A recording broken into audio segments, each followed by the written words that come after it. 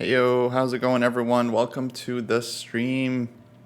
Game has just started. We got a handshake on the board and we are underway.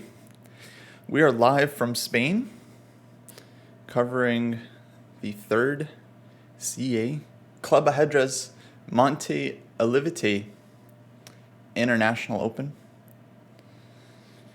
We are watching Alex play. She's currently on 1 out of 2. And this is the round 3. How's everyone doing? Hello, hello. Shout out to Dojo's chat. Hey, Tao. Hey, Felix. Shout out to Alex's chat as well. I got both chats up.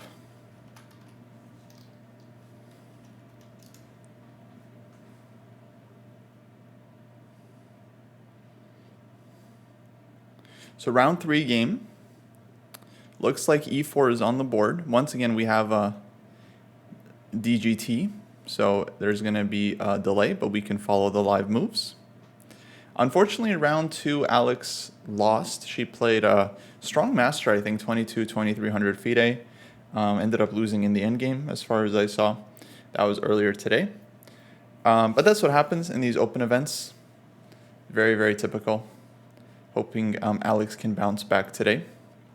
Not today. It was earlier today. Hoping she can bounce back this round. She told me she did take a nap. Sicilian play, knight f3. And so hopefully that means she's well rested for this game. Because I think sleeping, getting some rest is very, very important. Especially during tournaments, in between games. Best thing you can do when you're resting is take a quick nap to recharge. Doesn't work for everyone. Some people, if they take a nap, they're like groggy the rest of the day. Maybe it doesn't work for everyone, but yeah, for me, after a long, like 4 or 5 hour game, if I can just get like 30 minutes of shut-eye, I feel much, much better to play a second game later. Hey, Cartier Tank, thanks for the sub. 36 months. Happy 3 years. What's the time control? Time control is 90 plus 30. No second time control. Good morning, Mr. Fear. Good morning. Thanks for the 25 months. So G6 played. Alex is a dragon player. D4. And her opponent plays open Sicilian. I think we can expect C takes D4 here. We'll see what happens. Her opponent, by the way, FIDE rating 1400 from Spain, are now Aracel Martinez. Let's see. First game. Did not see what happened in his first game. So my guess is he's also on 1 out of 1. Okay, D4 played. Alexandra took. And now queen takes D4. Yeah, this is a sideline that is available to white in this move order. With the old queen takes D4 hitting the rook on H8. This kind of forces black to play like knight f6, for example, and then E5. Generally, white tries to fight for some initiative, but as far as I know, black is supposed to be okay. We'll see how far Alex knows, which is kind of more important. She told me she didn't prepare much for the game because she wanted to get some rest, which I think was probably a good call. Hey, no water bottle today. Nice. We have like 5 water bottles on the table, and somehow none of them are obstructing the the view. Which is nice. We got Anna Maya playing in the background there of Alex. Shout out to Anna Maya. And I think there's a couple streamers in the event as well. There's Lily Caridzi. I think Hannah's there. Pepe Cuenca, he's there as well. Though I don't think he's streaming his games. We once played Blitz in between a double round, and we all learned our lesson from that. Yeah, especially if you're a kid, that's like the worst thing you can do is like play Blitz between games. Then you show up to your nighttime like classical game and you're just like blitzing out all the moves. I've definitely done that a couple times as a kid, and yeah, can't say I recommend it. Better to just rest up and focus on the game. Hey, Senazia, can you ask questions? Absolutely. Will the commentary go up on YouTube? I don't know. I don't know. Maybe our VODs channel. Definitely not our main channel. We don't really put stream stuff up on our main channel too much. But we might put it up on the VODs. Yeah, if you're going to play Bughouse, folks, definitely suggest at the end of the tournament. That's how all the pros do it. I don't know if you guys know, but every professional player out there loves Bughouse. But they know it messes with their game, so they typically only play like at the end of the tournament, maybe before a rest day, maybe on the last day. That's it. Okay, knight f6 played. Otherwise, if you play Bughouse during the event, you're just going to wreck your own chess. Knight c3, knight c6, and now queen a4. So far, I think Alex's opponent is playing theory based on the speed of his moves. And yeah, Cartier, maybe you know how black should proceed in this position. I'm not too familiar. I'm not really a dragon player. I know there's lines with e5 here. If d6, maybe e5 anyway might happen. So it's a little bit annoying, this line, I think, if you're not familiar. We'll see how well Alex knows it. Yesterday she was spending a lot of time, but she ended up winning the first round game, so I think her time usage was totally reasonable in the end. I think her first game was pretty nice.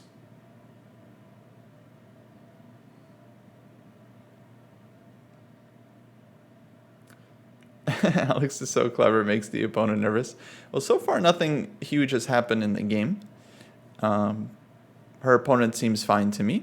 I don't know if he's distracted by the camera at all, but yeah, that can always be a concern.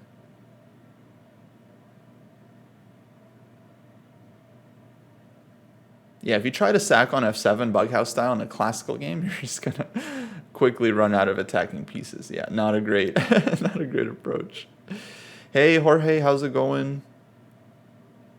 I saw we got Hungry Plate as well, Texan Pope. Oh, so Cartier, you're saying knight f6, e5 here. This is the main move, right? Not knight c3. That's kind of what I thought. Knight c3 feels a little less common. Queen a4. Now Alex definitely taking a bit of a think, which is good. If you don't know the position in the opening, you should definitely be spending your time and making sure you're not blundering something, right? Because e5 is possibly an annoying threat. But if d6 here, then e5 anyway. Just for example, I don't know if this is good for white, but this is what I would be kind of double checking to make sure that I'm not just losing in this position. Because this could go really wrong for black very quickly, right? Like queen c7, bishop f4, just for example. Now like knight b5, and it could be very, very dangerous.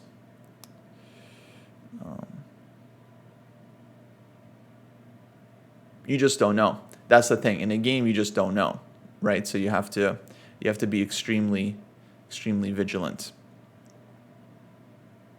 Maybe queen a5 is playable.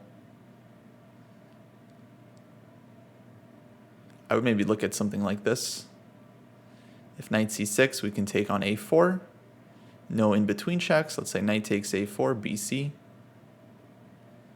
I think black is doing all right. Oh, the pieces changed. I don't love these pieces. I want, I think I want the classic pieces. Yeah. Either classic or I think I want Neo. What about Neo Wood? Is that a new one? Ooh, Neo Wood. This I haven't seen. This is a cool.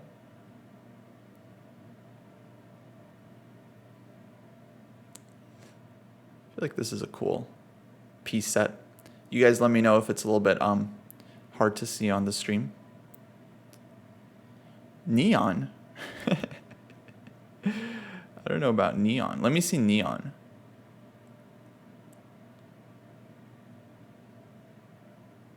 Oh no, come on, come on.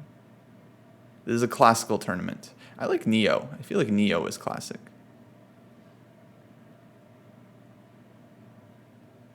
Yeah, I like this one.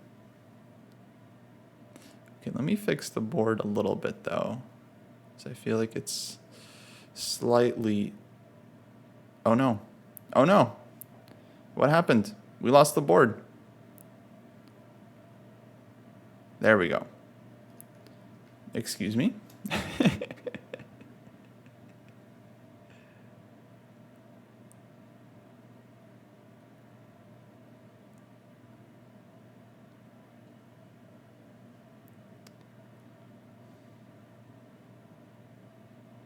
Somehow I need to fix this thing. Just give me a sec.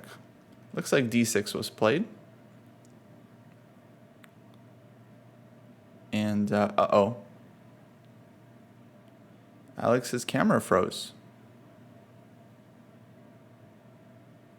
Okay, hopefully it comes back. Hopefully it comes back, because we're gonna need the camera. Okay, e5 played. Pretty quickly, too. So I think Arnau, the opponent, still pretty much knows what he's doing here.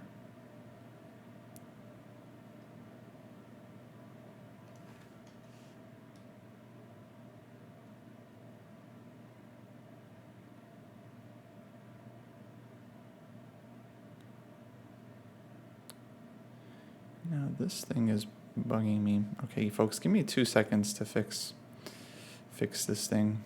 Oh no! Keeps breaking on me. Oh man, what is happening? I think I know. I think I know.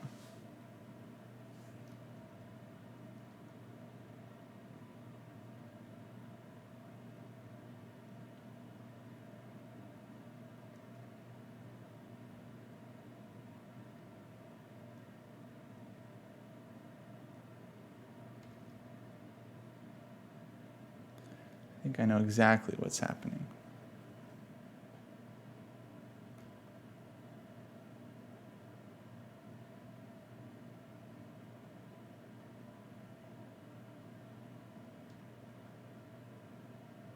Okay, now we got a clean board.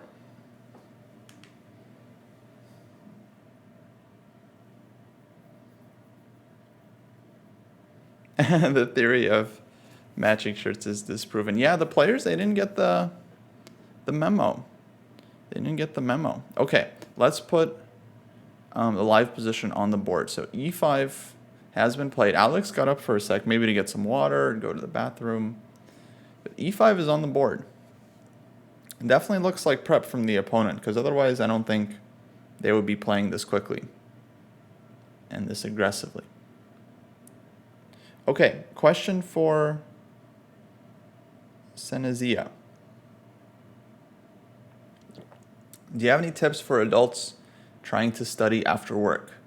My brain is like it's not functioning. Well, I feel like that's pretty common. I mean, for most people, even chess players, if you work all day, if you work on chess all day, for example, then later you're going to be tired. So if you're physically tired, your brain is probably going to be tired as well. And I would expect that's why you're feeling fatigue.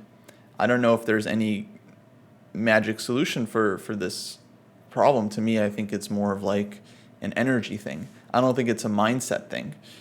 It's not like you're waking up with tons of energy and like you're not able to study. It's more like your body is tired after a long day of work. You've been making decisions. You've been dealing with people that are not as smart as you, let's say, the whole day. Like, there's been stress. There's been a lot of decision-making fatigue. So it's very natural at the end of the day that you are just straight up tired. So I don't have any like magic bullet solutions. I think in general, keeping a good, healthy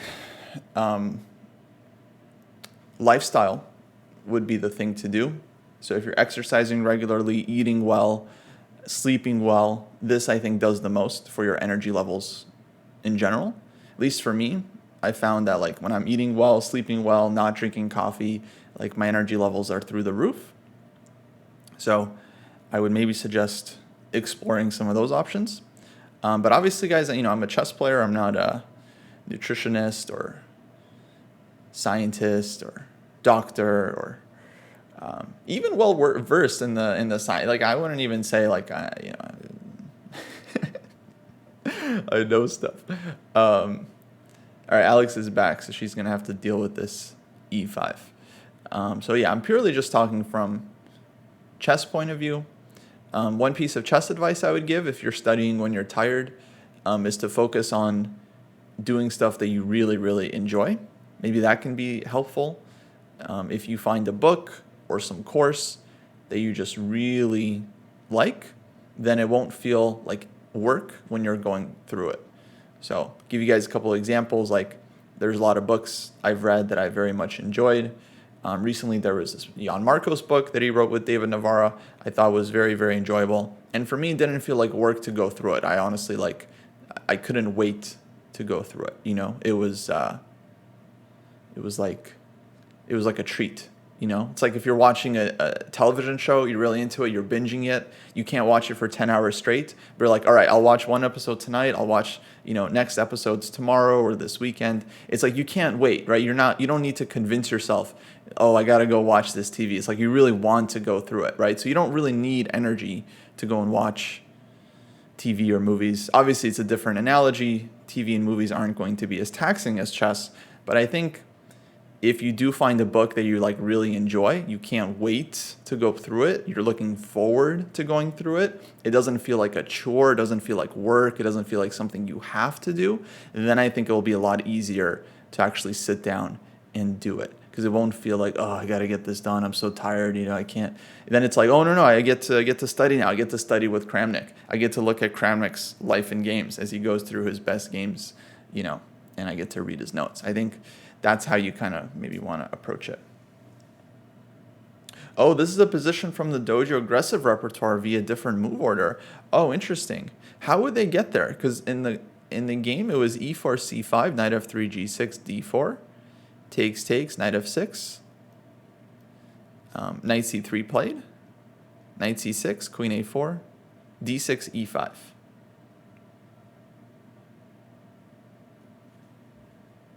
Oh, knight g4 and queen b6 is not an option. So yeah, black to play here. Alex is thinking about it because this is, not a comfortable situation to be in. Feels like your opponent is putting you under pressure. Knight g4 definitely feels like a move, attacking the pawn, and we want queen b6, right? Okay. Let's think about what white could do here.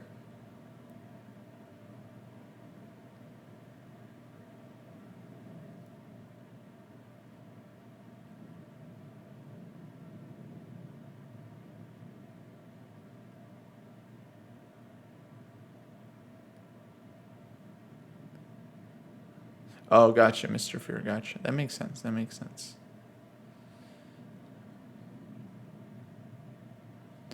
Yeah, why not knight g4? Because this move definitely is annoying. So like e takes d6, we can go queen b6.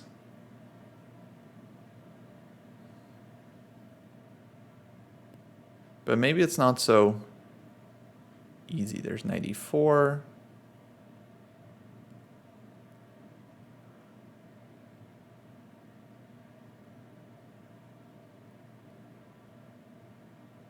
Could be knight d5, for example. That's what I'm always terrified of in these positions. Like sometimes white can get away with going knight d5. And I know it looks crazy, but just hear me out. Queen takes f2, check, king d1, right? And now would be black to play. And what are you going to do? Knight c7 is threatened. This d pawn, is still on the board. Like, we want a pawn, but do we actually have counterplay? Not so clear. Knight b6 could be a move somewhere. Bishop b5 is a move. Again, knight c7. So this is the kind of stuff I would be terrified to calculate here if I was black. Very, very annoying. So yeah, I don't know. Let's get move sounds on. At least you can get move sounds.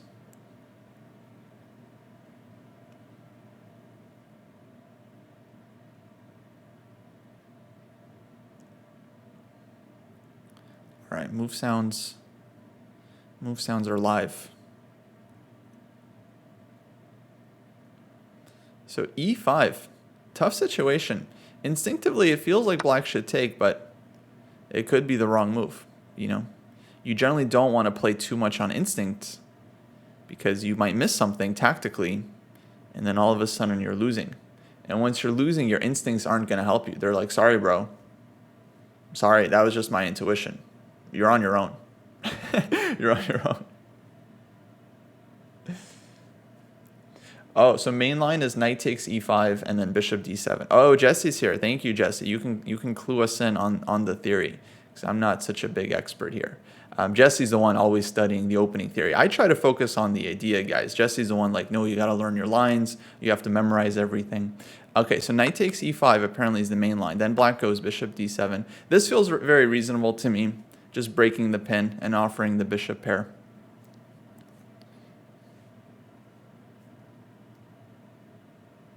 Would look a lot better if black had one additional tempo to get a bishop out so they could respond with castles. Yeah, absolutely. I mean, tempos are very, very important in chess. But if white had made some move, bishop g7, and then we get e5, then yeah, this makes this makes all the difference in the world, giving black the option to castle. Complex bishop queen d4. Okay, thank you. Instead of bishop d7. Yeah, I was looking at this funny move. I don't know if this is any good, but I was considering this might be a way to try and solve white's problems. Queen d4 seems to be similar as well. At least this, we would get the same endgame in case of knight c6, queen a4. This one I was thinking is definitely fine for black. I don't know if there's any difference. Yeah, Alex is still thinking here, so clearly she's not familiar with this line. Hopefully just goes takes and bishop d7. This definitely seems like the human solution, just to not deal with bishop b5, knight b5, all this stuff. You know, queen d6, queen c7, you run into bishop f4, which is very scary. So I think this would be reasonable. Gustavo, this was an early d4 with queen takes d4. I think someone mentioned Jesse's course goes knight c3, g6, and d4 like this, and we get the same line by transposition. This game started knight f3, g6, but essentially we get the same thing with knight c3, knight c6, queen a4, and now d6, e5. We have our live position.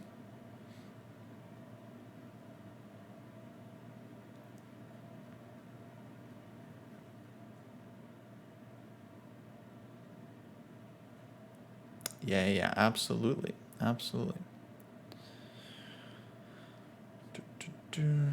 Okay, Alex spending time. That's okay. Folks, if you're just joining us, she's on 1 out of 2 in this tournament. I don't know if there are mods in Alex's chat, but maybe you guys can pin a comment or something. I'm going to pin a comment in Dojo's channel, just so people tuning in can see what happened.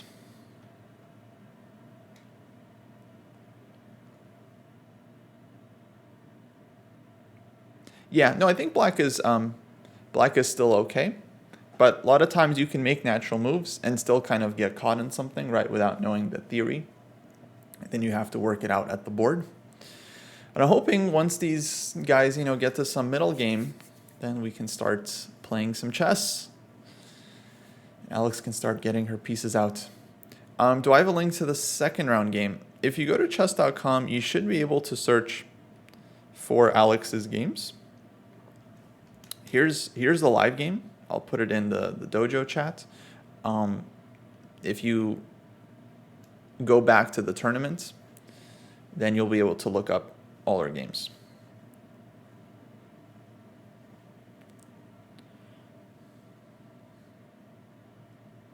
Oh, right. We wanted to pin a comment. Okay. I'm going to write Alexandra is on 1 out of 2.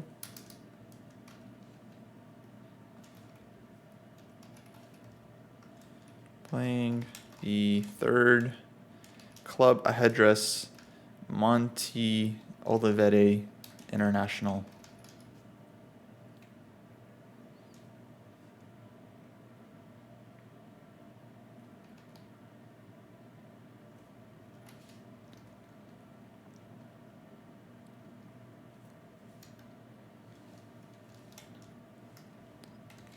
Follow at twitch.tv/AlexandraChess. Shout out to Alexander's channel. All right, let's chat this. And let's pin. Let's pin it. What would I play in this position? I think I'm going d takes e5. I mean, I have the luxury of knowing that this position is fine, that bishop d7 is okay, queen d4 is playable as well. Just first glance, I think I go bishop d7 here. I offer the two bishops, but then black can get the pieces out. Bishop g7, castles, rook c8, rook d8, and I would think black is okay as long as everything comes out. You know, it's up to white to activate the bishops and make the most of them. Okay, the opponent's leaving the board. That makes sense. Alex is really kind of tanking here, as she should. If she doesn't know the position, you really got to spend some time figure it out. You don't want to make like one bad decision and all of a sudden you end up in a difficult situation. Because other than d takes e5, I don't really see another move here for black that is okay. I think moving the knight leads to e takes d6, which would not be good. So this is kind of the only move, but you need to make sure you know what you're doing after knight takes e5, because if you're not ready for this one, then you might just end up huge trouble. Bishop b5 comes, you get problems with c6, and yeah, you don't want to just lose out of the opening. So you got to be very, very careful. Yesterday, Alex played bishop g4, bishop takes e2, kind of in controversial fashion. I thought she'd play like bishop f5, and then bishop g4, and then bishop takes e2, spending some time but giving up the bishop pair. It ended up working out fine for her, so I don't think she's going to reject takes bishop d7 necessarily, but it's not on the board, so we'll see. We'll see what she comes up with. Her second round opponent played with 95.5% accuracy. Honestly, I wouldn't pay attention much to the game accuracy scores. I don't think they're that accurate nor insightful.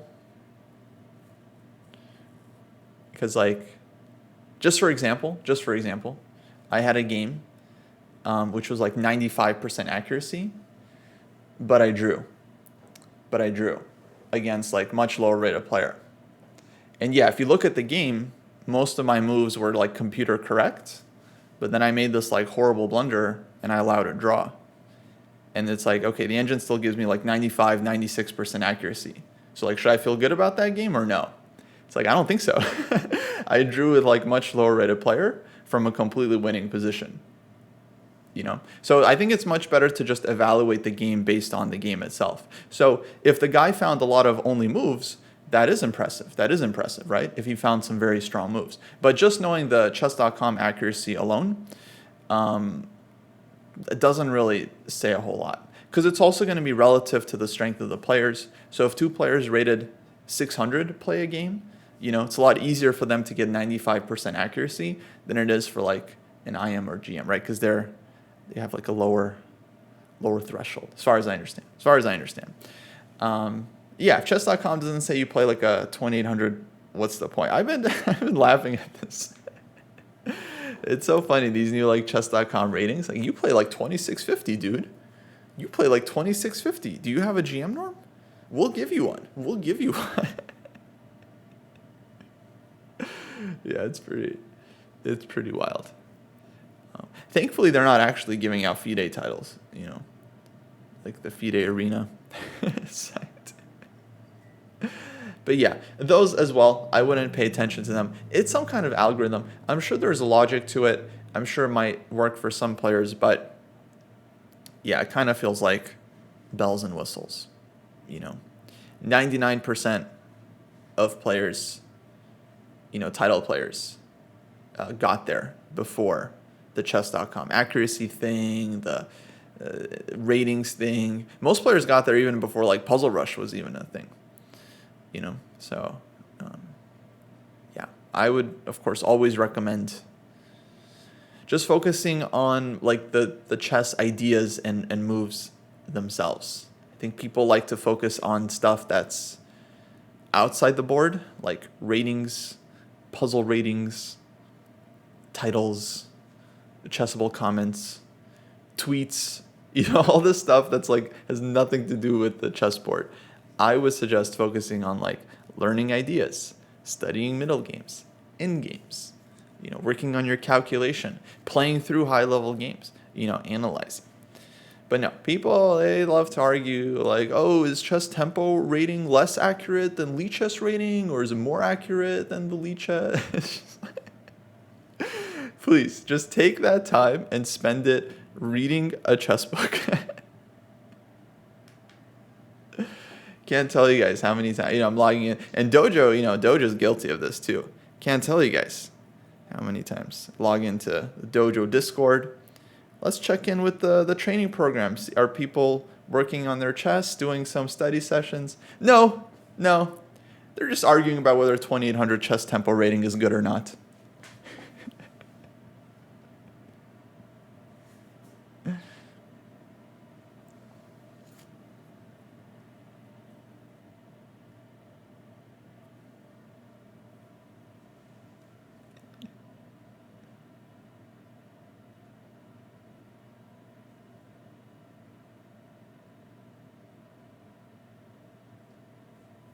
What I think about the line after, speaking of chess, takes, bishop g7, takes, and bishop d7. So in terms of the compensation here, yeah, I would say it's an interesting approach. For sure, this would work better in like faster time controls. In classical, I would be pretty skeptical that black has enough. That said, I've totally, I'd totally be willing to play these kinds of positions. Let's say like queen f3 or something. I don't know, black castles. And then we have some play, bishop g4. It's kind of like Benko style. We have these open files on the queen side. We can go queen a5. I wouldn't feel too disturbed here as black, though we are down a pawn. So it's not obvious to me that black has enough. I think I might be a little bit, biased. Like if I'm playing lower rated player, I'm probably not worried here. If I'm playing a grandmaster, I'm probably gonna be like, oh, I'm down a pawn. I don't know about this. So a lot of times it depends on, the opponent as well, how much confidence we feel in a position. But let's say if I'm playing someone my level, equal level, maybe slightly higher, I don't think I'm like busted here. I don't think I would go for this though. I think I'd rather just play bishop d7 because I don't see white's huge initiative here. So I don't think we're in desperate shape to have to give up a pawn just to avoid this. Play the board, not the... Thank you, Seth. Thank you. I don't know. I think with experience, you learn what kind of risks you're allowed to take. But it's risk. It's always risk. When you take risk, that means you have the chance of getting burned, which would not be good.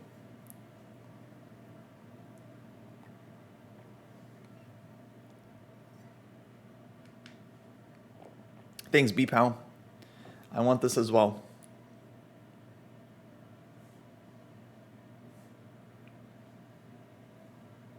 Yeah, she's spending a lot of time on this move, which is understandable. Oh, there was some sound. Everyone turned. I don't know what happened.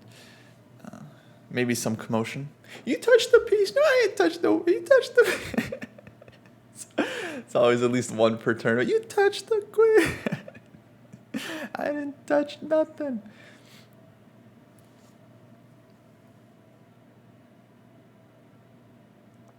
No, she has been thinking here a lot, which I think is one of her struggles, that she spends a lot of time early on and then has less time in the more concrete stage of the game. That said, when you're under pressure in the opening, I think it makes sense to spend time and try to figure things out.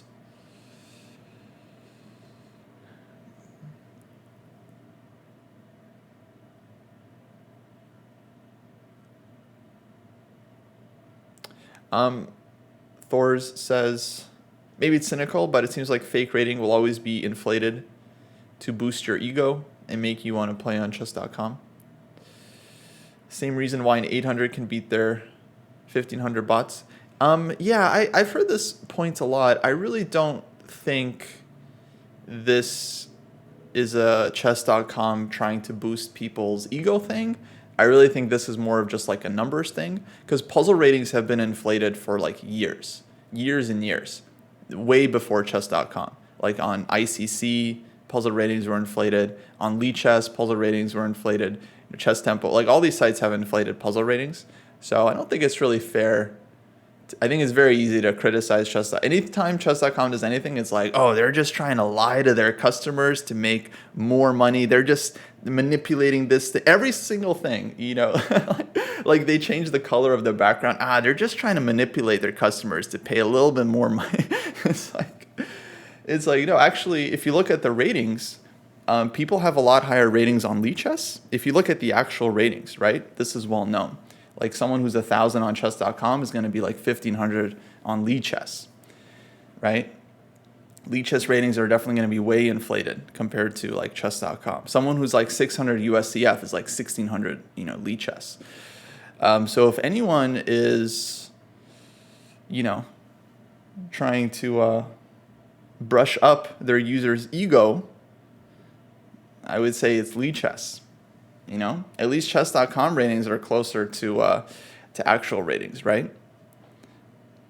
So if we're going to say that chess.com, you know, with this new like performance rating thing is trying to inflate ego, then what are we going to say about Lichess, you know, with their ratings being 200-300 points higher? Is Lichess trying to inflate egos? I don't think so. I think it's kind of silly. I think they're just trying to make good products, and I don't think they're too worried about that.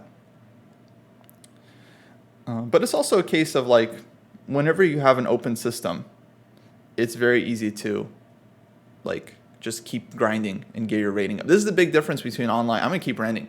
And while Alex is thinking, oh, she made a move. All right, good. She's thinking, I don't know what to talk about. We keep reading. Knight d5 played. I'm gonna expect knight takes e5 from white. He's gonna double check, but yeah, played pretty quickly. He's still in his preparation most likely.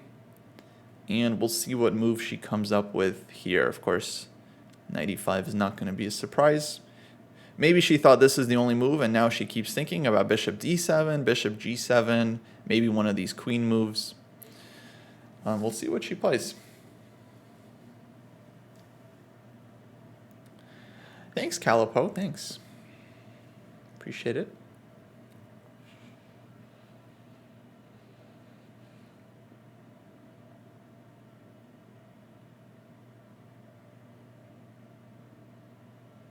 Oh, you keep seeing Chess Punk posts, people bragging about their enormous performance rating. The only post I've seen with the performance rating is people making fun of it. Like, I've seen a lot of posts on Twitter, someone posting a game, their rating's like 1,400, chess.com gives them performance rating of like 2,600. They're like, hey, look at me, I'm so good. You know, I think they kind of realize, like, for the most part, I think it's tongue-in-cheek. I think they realize that it's not a real thing.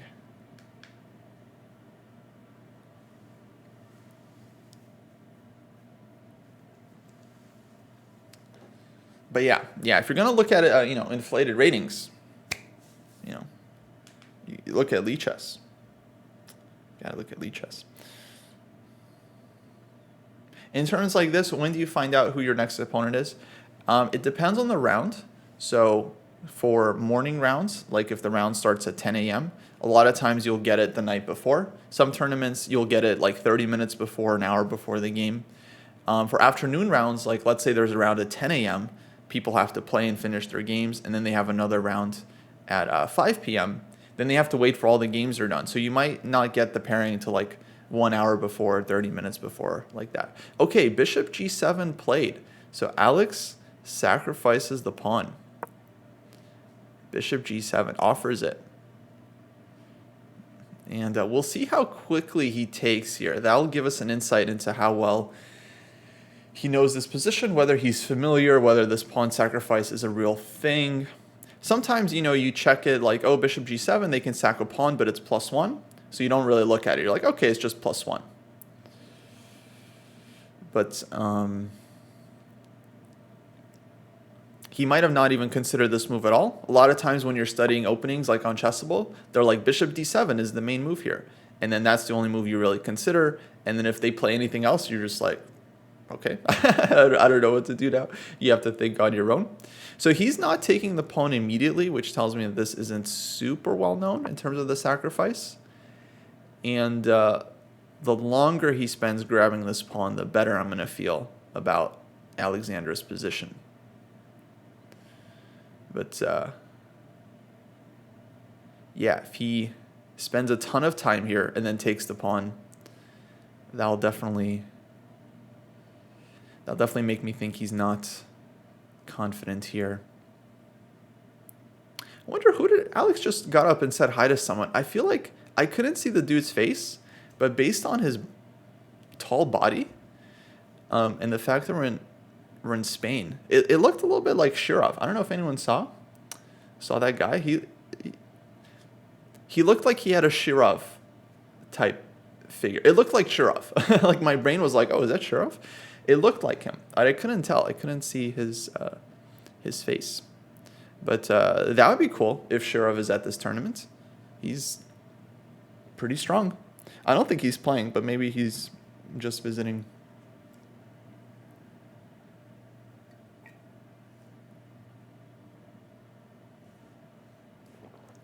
Is she buddies with Shirov? I mean, I don't really know. Shirov is a nice person, in my experience. So she could be. I'll tell you guys my Shirov story. I played Shirov in the Isle of Man International several years ago. That was a big deal for me because Shirov has been a hero of mine in terms of the chessboard for many years. You know, he's long time like top 5 player. Should have been a challenger to Kasparov. We won't get into that right now. But yeah, he's just like this incredible player. So I got a chance to play him in Isle of Man. It was a King's Indian.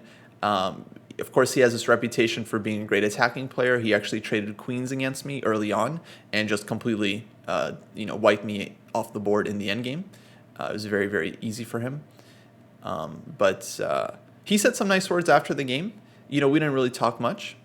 But since then, I saw him, I think, a couple times. Like, I saw him maybe in Gibraltar. I think I saw him in Reykjavik Open. And every time I've seen him since that game, he, like, says hello to me, like, acknowledges me, maybe shakes my hand. And yeah, so very, very courteous. Again, we didn't, like, have, like, a real conversation with Shirov. Like, we played a game. It was an interesting game. He said a few words afterwards, like, about, King's Indian, whatever, about the game. And then 2 years later, he's still saying like hello to me, like very courteous. So that's very nice of him. How about Bishop B5 now? Bishop B5 could be a move as well, yeah? I think at this point, Black has an easy way out with castles. If you're already willing to sacrifice the pawn, then you might as well just castle and do it here. Though this would mean that White can maybe do something like this, but I don't know. I think if we were happy to be down a pawn earlier, this position is not too different from what we were willing to play as Black. But Bishop B5 might be a move. So it makes sense that White is thinking about here because it's not obvious that White just wants to take on C6 right away. Bishop B5 could well be played as well. Oh, it was Shirov. We have confirmation. It was Shirov because he's commenting on the official stream. So he is there. Man, guys, I mean, come on. Like, this is... I'm normally not impressed with my own commentary, but like that was pretty impressive. I just saw him out of the corner of my eye in the camera, and I'm like, oh, is that Shirov? Nailed it. What do I think about this pawn sack? I think it's playable. I don't think it was the best that Black can do. Grandmaster Jesse was saying Bishop D7 is the human move and very very playable. So Bishop G7, my guess is that this is a little bit dubious objectively. That said, I don't think it's not going to work out for Alexandra. I think as long as she gets a sharp position and as long as her opponent isn't super underrated, I think she should still get some chances here. Folks, there's Lily Karidze in the background checking out Alex's game. You can see her on the right side of your screen. Okay, she wasn't too interested. She just took a quick glance. She's like, oh, yeah, I know this position. This was the game. Magnus Carlsen versus Lagrave. Okay, black is struggling, but should be fine.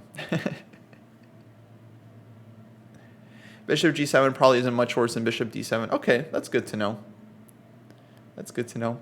Recognizing chess positions is one thing. Recognizing Shirov torso down only is something else. Yeah, I mean, you can't teach chess culture, folks. You can't teach chess culture. I'm sorry.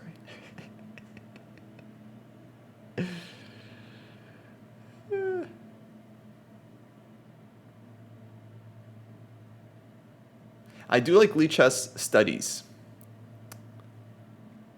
Lichess studies are great. Hey Mac, yeah, sorry, I'm using Restream because I'm streaming to Alex's channel as well as Dojo, and then that doesn't let you adjust the go live notification. So that's why it's the same from earlier, but I'll have to figure out a way to fix that. Should you study your openings now or go grind rapid? I don't know.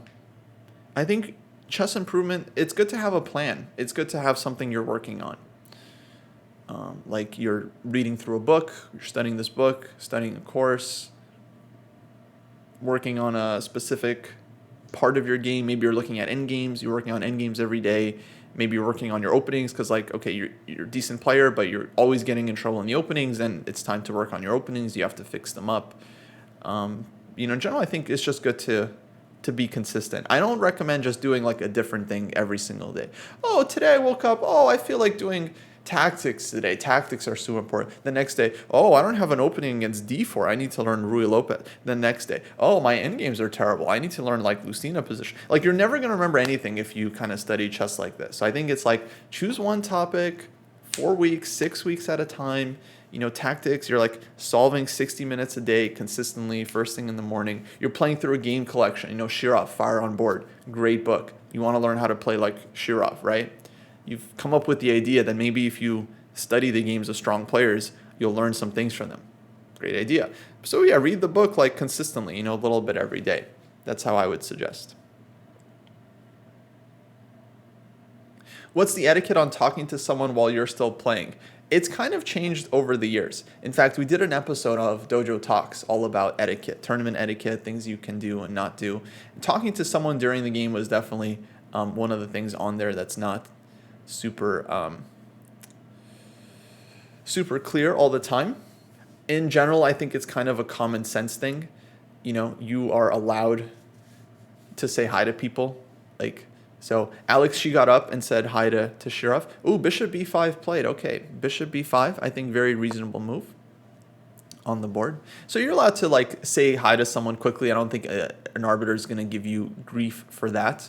But yeah, if you're standing and talking to Shirov and you guys are within sight of your board and he's explaining something to you, feels animated, of course you don't want to make assumptions, but the perception of that would not be very ideal, right? You never know if two chess players are discussing, or especially a lot of times people are talking in a different language, you don't know what they're saying.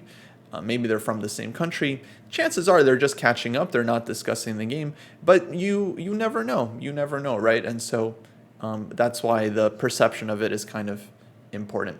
And sometimes people say stuff that might be helpful just without realizing it, Let's say two players are discussing a game. A lot of people, they like to rationalize, I'll just ask about a previous position. Hey, how come you didn't play bishop g5 back here? Oh, I didn't see it. And then all of a sudden, 3 moves later, bishop g5 presents itself as an opportunity. And then the guy is primed to find the move now, right? So there could be accidental ways that talking to someone can end up helping you. So that's why it's better to kind of avoid it and keep it to a minimum. Every Shirov game you've seen is against Kasparov and he gets out attacked. Yeah, I mean, of course, definitely check out his games against not Kasparov. Maybe Kramnik, for example. He's got some amazing games against Kramnik, Ivanchuk, Topalov. I mean, Shirov, yeah, basically mated everyone.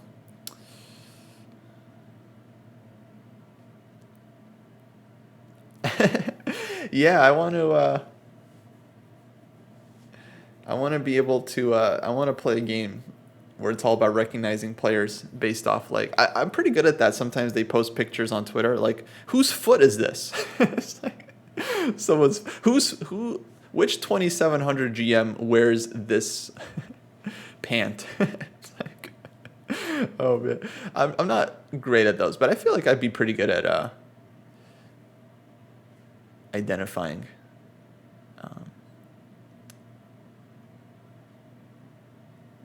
players.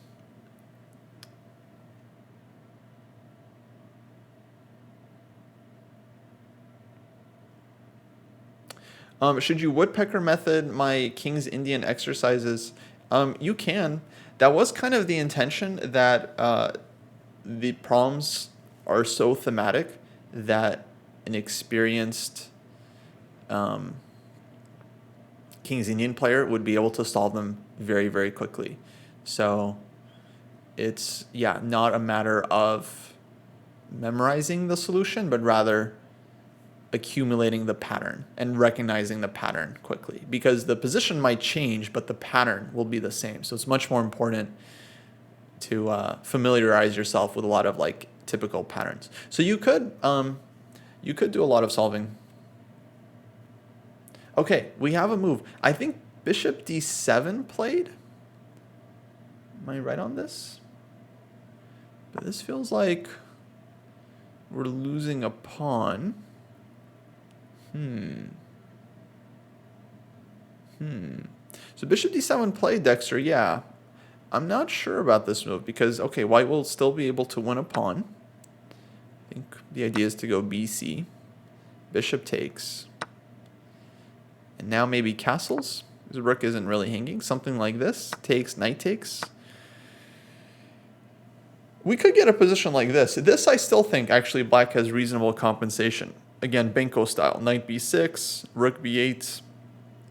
Black can make a lot of moves activating their pieces and putting a lot of pressure. Knight c4. I don't know how many of you guys in the chats, in both chats, have seen the famous game Nimzovich Capablanca 0-1. I forget what year, like 1914 or something, but that was kind of one of the original Benko gambits. It was a Rui Lopez, but the position they ended up getting, Nimzovich grabbed the pawn early on with his queen, and yeah, a couple of piece trades. It was similar pieces to this, like both sides dark through bishop, knight, similar structure. But Capo's play was amazing. Rook b8, rook c8. He just had all this pressure. He ended up winning. Very, very instructive game. Definitely one of the best games of all time, worth studying. So I feel like there could be some very reasonable compensation here for black. Let's go back to the live position though, because bishop b5, bishop d7. This is on the board. And now white is thinking about it, how to take on c6 exactly.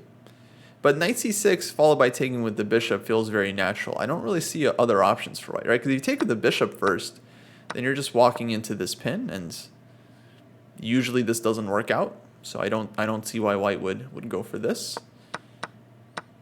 And if you don't take on c6, of course, black can continue to build up. Knight e5. Okay, knight e5 is the main threat right now, obviously. So white needs to make a decision here.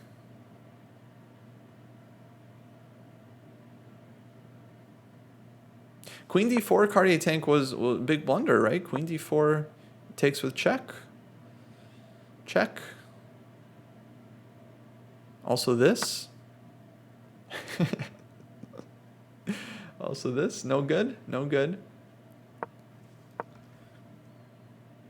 Okay. So Alex has definitely spent a lot of time. I'm not too worried about her position yet, but she is down to 54 minutes against over an hour. Is Anamaya, I saw a question, is Anamaya playing Arjun Erigaisi? No. Arjun is not in this tournament. He would be the #1 seed by many rating points if he was. She is playing Indian Kid, looks like. And I don't know if you guys know this, but there are many Indian kids out there. Including many that we don't know. We know some of the famous ones, like Erigaisi, Pragnanda, Nihal Sarin, Gukesh, Arvind, these guys, Pranesh. But there's lots of Ronak Sadhwani, he's well known. But there's lots of Indian juniors that are just not well known at all. And yeah, they're coming. They're on the rise. They're on the rise. Why isn't there a Dutch flag by Anna Maya? Yeah, it looks like she's got... Wait, what flag is that, guys? Is that the English flag or the Georgian flag? I honestly always get England and Georgia confused because they're both white and red, right? I'm not a flag expert. I'm much better at recognizing top players based on their body parts than recognizing flags. But isn't that the English flag? It is the Georgian flag. Okay, I'm going to ask Google. I realize the chat is not going to be the best to describe the difference between the flags. Georgia. No, yeah, Georgia flag has the crosses, the little plus signs, which I assume is like a Christian thing. England flag. Yeah, England flag is just a clean red and white. Yeah, I think that's the English flag. So why is the English flag next to Anna Maya? I have no idea. Maybe the tournament's, maybe it's from the earlier round and they forgot to fix it. I don't see a flag for every player. So it's a little odd. I don't quite get it. I see a Dutch flag in the background. Maybe these are just flags in general. Maybe this has nothing to do with Anna Maya. Maybe these are just flags of people in the tournament. Because I don't see everyone having a flag, but I see a bunch of flags that would be represented. Like there's Netherlands, I think Argentina, Spain flag.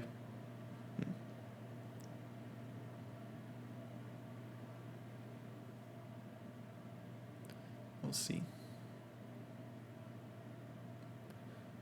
Yeah, not sure. What if a top player is wearing a football shirt with a flag on? Depends on how much of their torso I could see. I maybe could judge if it's like Levon Aronian or Magnus Carlsen or MVL.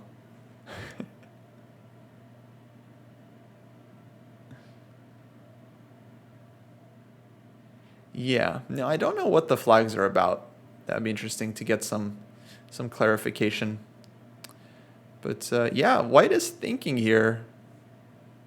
And that's a good sign. I feel like a stronger player. Nothing against this guy, of course. I'm sure he's very decent. But, I'm always worried that Alex is playing very underrated players.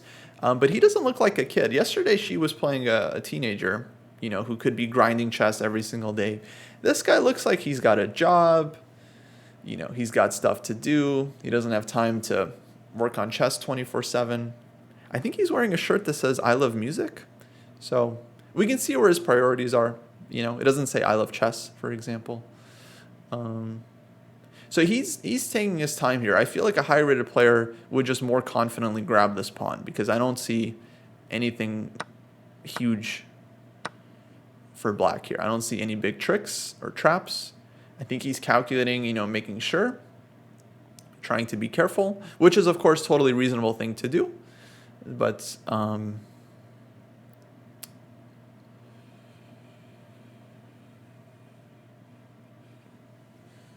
yeah, I think it definitely gives us confidence that he's not just, banging out knight takes c6 and grabbing the extra pawn. But sometimes it's the quiet confidence that's even scarier, The players that take their time and then play all the right moves.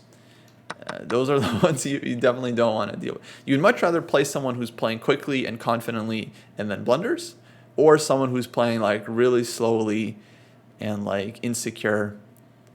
The last thing you want to do is play someone who's like playing slow but confident. that's when you're done. That's when you're done. Yeah, and he's got some extra time on the clock, so you can definitely use it here. But more time he uses, the better that is for us to kind of try and equalize the scores.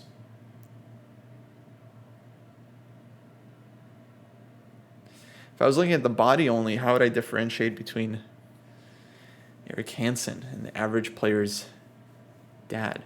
Oof. I don't think he's got I don't know. I don't think he's got such a dad bod. Is that what you're saying? He's got a dad. I don't even think the average dad has a dad bod. I feel like dads are very, very different. Anyway. Oh, there's Pepe Cuenca. We can see him standing just to the right of Anamaya. There. He's looking at some boards. Oh, checks out the streamers. Oh, he's not interested.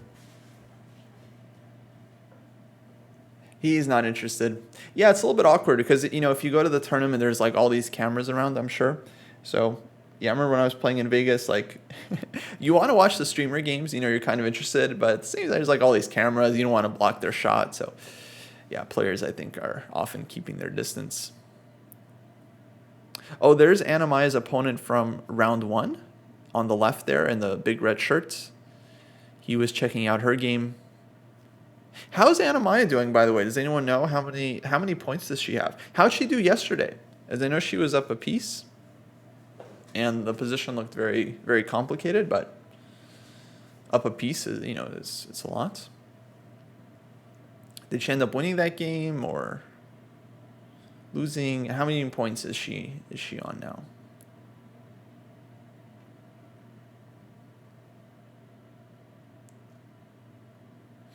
Anyone know?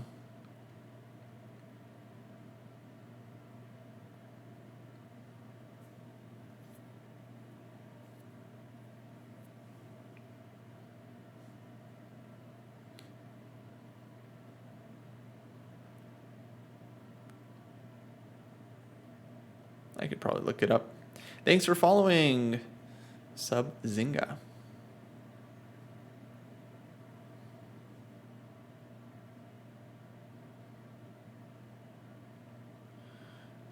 There was a question about something from the training program I think I missed. My apologies. Oh yeah, Redrum was asking, how do you annotate details about non-dojo study, like if you're working through a book not recommended for the cohort? What do you mean by that exactly? I think there's a spot on the tracker to input non-dojo study. But yeah, we don't really have ways to track books that aren't part of the program. By design, because we want you guys to be working on the books in the program and tracking those. But we understand people want to do their own thing. But if you are, then yeah, it has to go in the non-dojo study category. You know, we very much believe in the books that we suggest and the tasks that we suggest. But a lot of people, they join the training program, they're like, they don't get that that's what they're supposed to do. It's like, here's the plan. Here's what you do now. This is your. They're like, okay, but how do I make should I work on like chess tempo or should I like watch some videos? Like no, like we've given you the books. But how about like this new book? I saw there's like this new book out. Like, should I buy this new book? It like looks pretty interesting. Like, no, if it's not in your program, it's not in your program.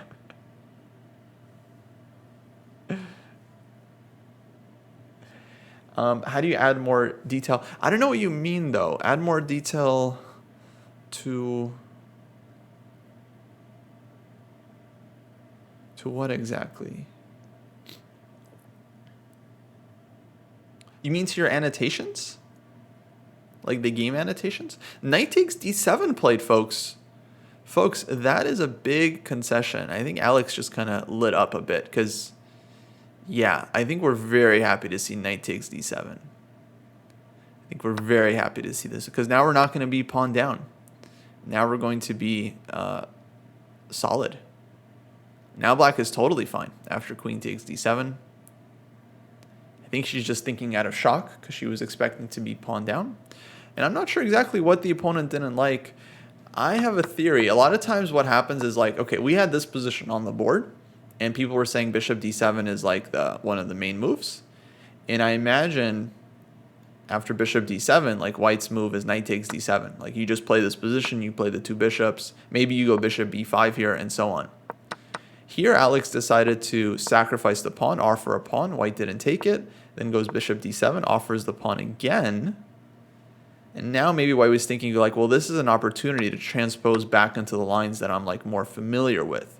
So it's very possible that he got a little bit afraid of taking the pawn and would rather transpose back into his opening book.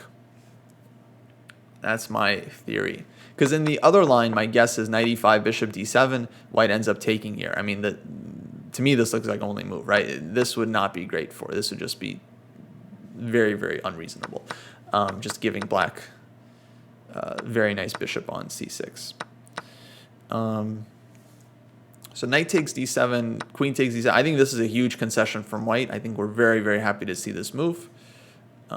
Excuse me, bishop g7, bishop b5. This is the live position here. Bishop d7. Now white has taken here. Queen takes d7 is about to be played, and we'll have that position. Alex is really thinking about it here, and I don't know. I feel like this is a little bit too much.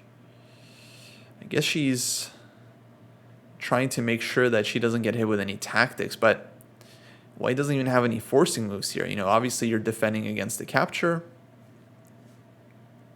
Knight takes d7. I don't see the point here. Queen takes d7. Yeah, white can castle and go rook d1, but it's a tempo, right? You know, presumably black should have time to deal with the threat. Let's say we castle, rook d1, right? And then we move the queen. You know, move the queen somewhere. Queen e6, queen c7, queen c8. You know, here you can start thinking, okay, where do you want to move the queen? Queen c7, bishop f4. Okay, this maybe is a tempo. I don't know if we want to give this one up. Maybe queen e6, you know, maybe queen g4. Like, here you can start thinking about your options. Queen c8. But I think on knight takes d7, I think this is too early to start being worried about castles and rook d1. You got to take the knight back, let white make a move, and then you can think about it from there. Because here it's just, we just don't have any options. If we had an option here, if there was like a choice, maybe we can take it with a bishop, maybe knight takes makes more sense, then okay, you want to spend some time and figure it out. But here I think anything more than like 2 minutes is really, really kind of pushing it. And now Alex, I think, has spent over 3 minutes, close to 4 minutes. It's not terrible, but the more time she spends now, the less time she gets later when there's more to calculate. Okay, white's getting up. He's like, I don't know what you're thinking about. I'm just going to get up. And hopefully this is a trigger to play. Maybe she's thinking about queen d7, bishop takes c6, how to recapture. Do you take with the queen or do you take with the pawn?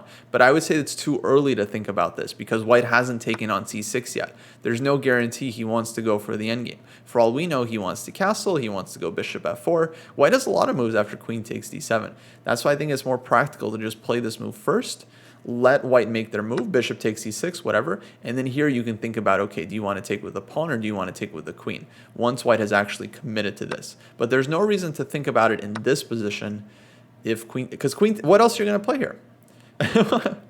Man, she's really, I must be missing something because she seems really dissatisfied with queen takes d7. I don't know why though. I don't know why. Knight is well defended. Knight takes d7 could be playable, but then we're giving up a pawn seemingly for no reason. So if queen d7 doesn't seem to hang anything, I think this is the move you go with. Yeah, by the way, folks, if you have more questions on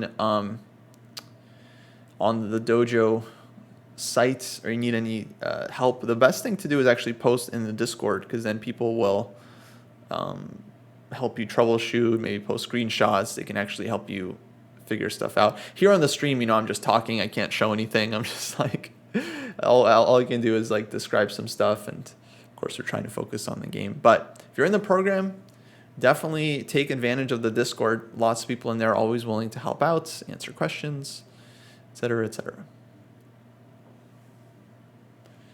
Maybe she's calculating knight takes d7, looking for rook c8 at the end. Maybe it.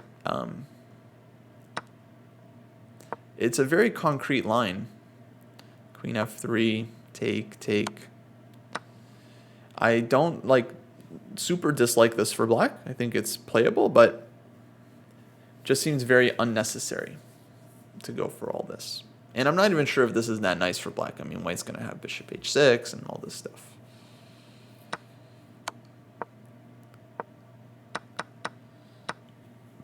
So she's still thinking about it here.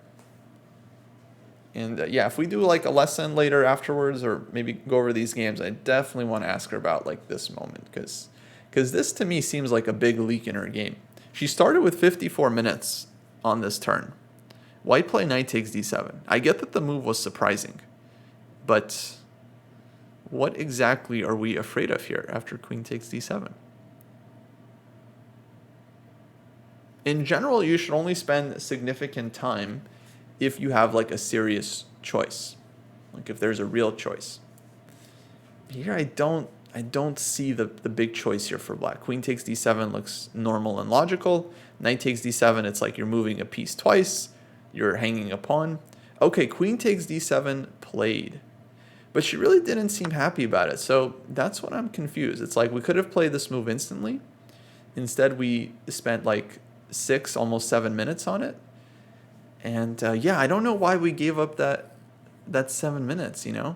That 7 minutes that later could be used to calculate. So yeah, I'm very unclear. But we'll see what white follows up with here. Maybe she thinks there's a tactic here. Well, maybe, of course, maybe. But what what's the tactic? That's what I'm confused about. What tactic exactly? Yeah.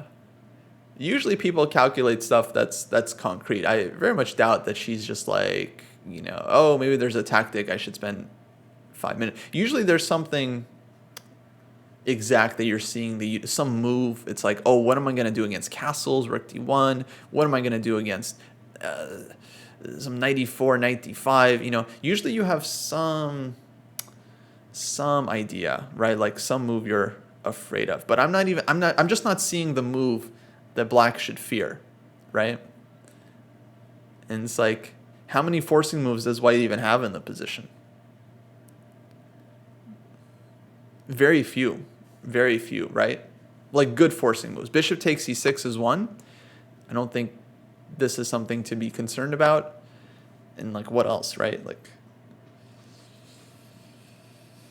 what other move?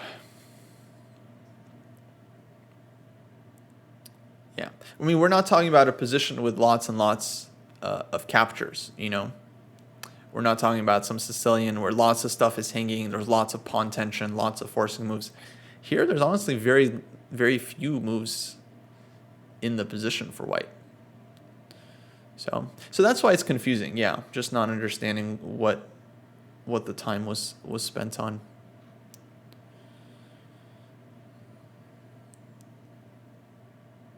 Okay, castle's played.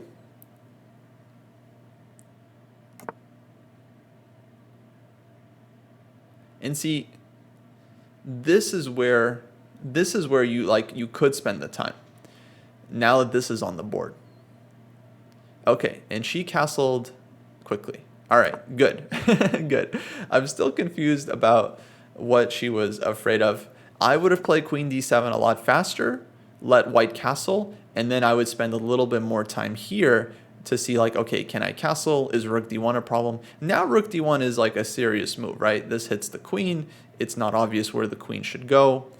But even here, I think actually it's very reasonable to just castle first, wait for white to play rook d1, because you don't know, he might play bishop g5 instead. That's also reasonable, trying to bring the other rook to d1. He might play bishop f4. He might play bishop e3. You really don't know what your opponent is going to do. So I'm not saying you guys should play quickly. I think most people in chat would probably benefit from slowing down and thinking more about what their opponent wants to do. Alex is one of the few players with, I would say, like maybe the opposite issue, where she's maybe spending too much time. And then the calculation isn't exactly, it doesn't feel useful, right? Like she's already spent about half her time, almost half, like 45, down to 45 minutes. And yeah, it's not really clear where that time has gone, right? There haven't been tactics on the board. It's just been an opening position. Granted, an opening position she wasn't familiar with, but still, I think this is definitely one thing to kind of work on for the future, because you will need that time later on. The game is absolutely going to get sharp. Okay, but let's see the opponent does.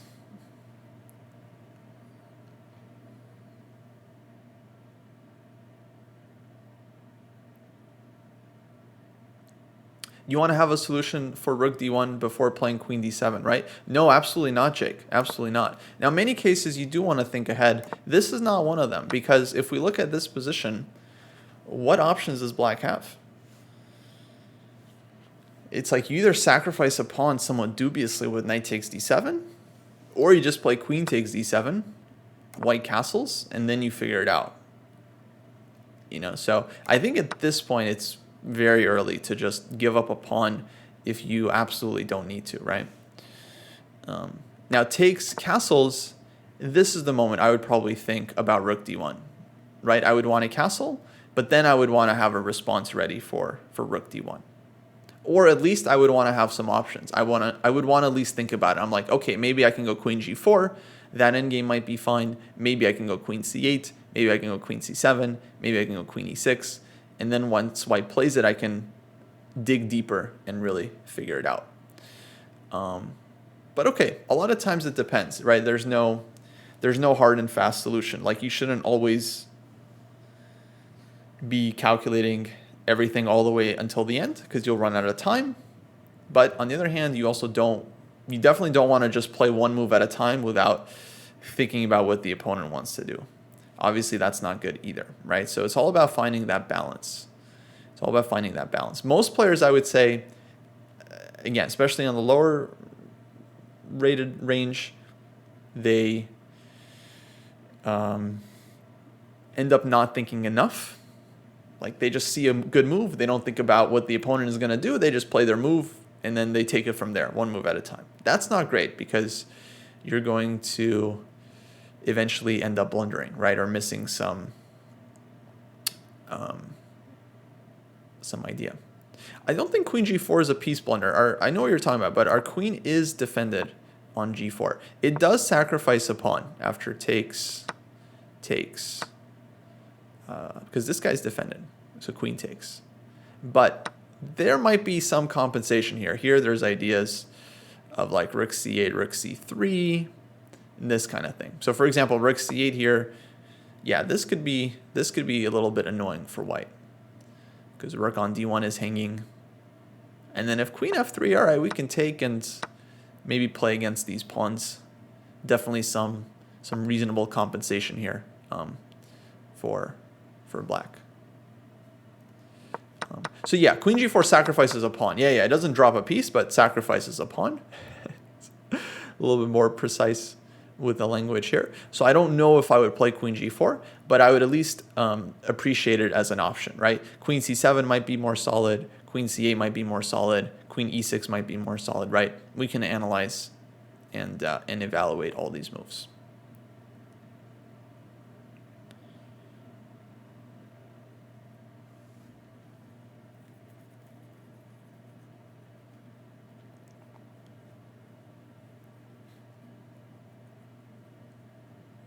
Okay, well, white's still thinking here. Rook d1 definitely feels logical, but at the same time, you also want to think about your a-rook, right? So I imagine that's what's going through white's head. Like, okay, I'm sure everyone wants to play rook d1, get a nice little tempo, but this rook can also be used on the e-file, and then the other rook can be brought to d1, right? Wouldn't white's rooks look better d1, e1? So maybe bishop f4 will be played. This move also, I think, makes a lot of sense. Develops the bishop, activates the piece. We're still getting this tempo. You know, this tempo is not going anywhere. And maybe this could be a little bit more active for white. So bishop f4, definitely an option. Here it makes sense for white to spend time because he's got options. There's lots of stuff to think about. Rook d1 is a move. Rook e1 is playable. Bishop f4, bishop g5. Lots and lots of stuff. But let's see what he does. Do think rook d1 is natural, but not necessarily the best move because it kind of ties in the rook to a1 or traps him, which is not ideal probably.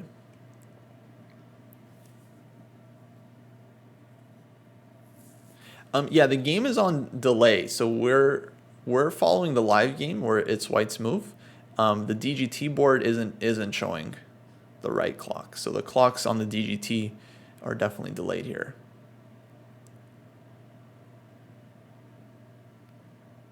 I think we're about 30 minutes behind on the DGT board. But thankfully we've got the feed, no water bottle in front of the board. Love it, love it. Clean picture, easy to see everything.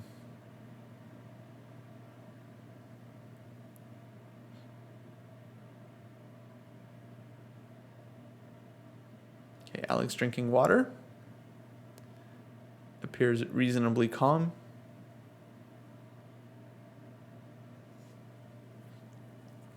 And now we're getting into the middle game. And so far we don't have any huge indications whether the opponent is truly 1400, underrated, 1600 strength, 1800 strength. So far I think played a very reasonable game, but it was notable that white didn't take that pawn earlier and instead elected to just trade pieces and keep things solid. That's usually a great sign if you're playing low-rated player and they're kind of like trading pieces, they're not making the most critical moves. That definitely makes you feel like you should be able to outplay them pretty soon. But it won't be easy. Usually isn't. We'll see how things play out.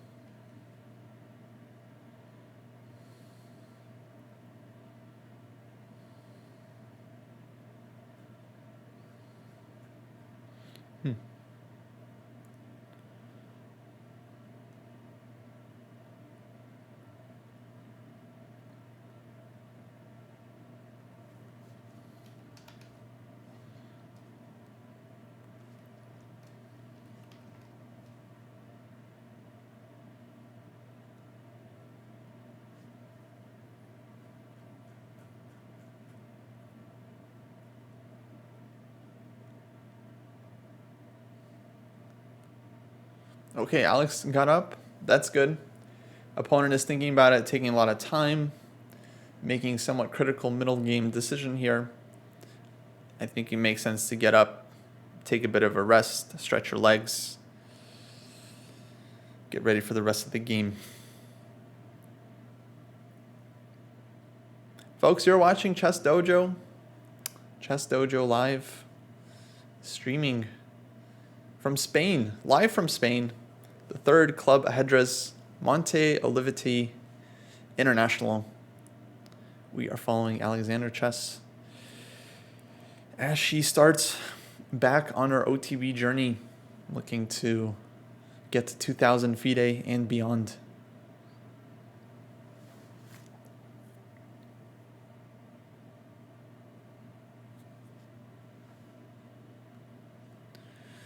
Okay, dude is thinking here. Dude is definitely thinking.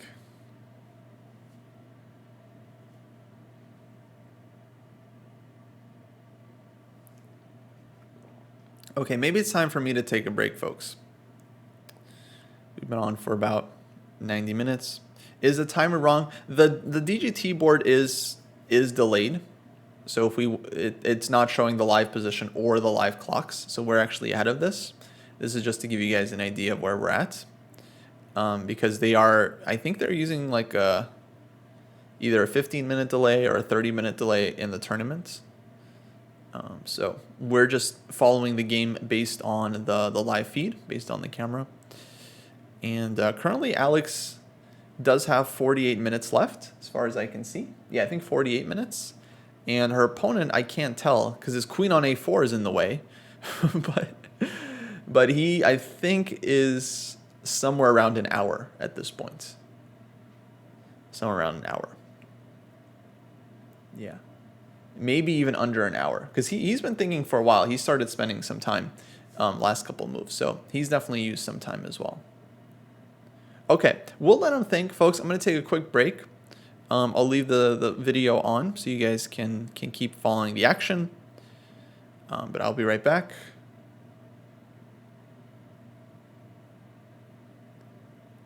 And yeah, we'll keep the coverage going. Keep rooting for Alex.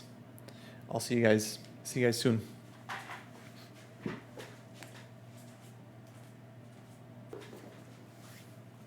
Alrighty, folks, what's happening? What did I miss? Do we have moves?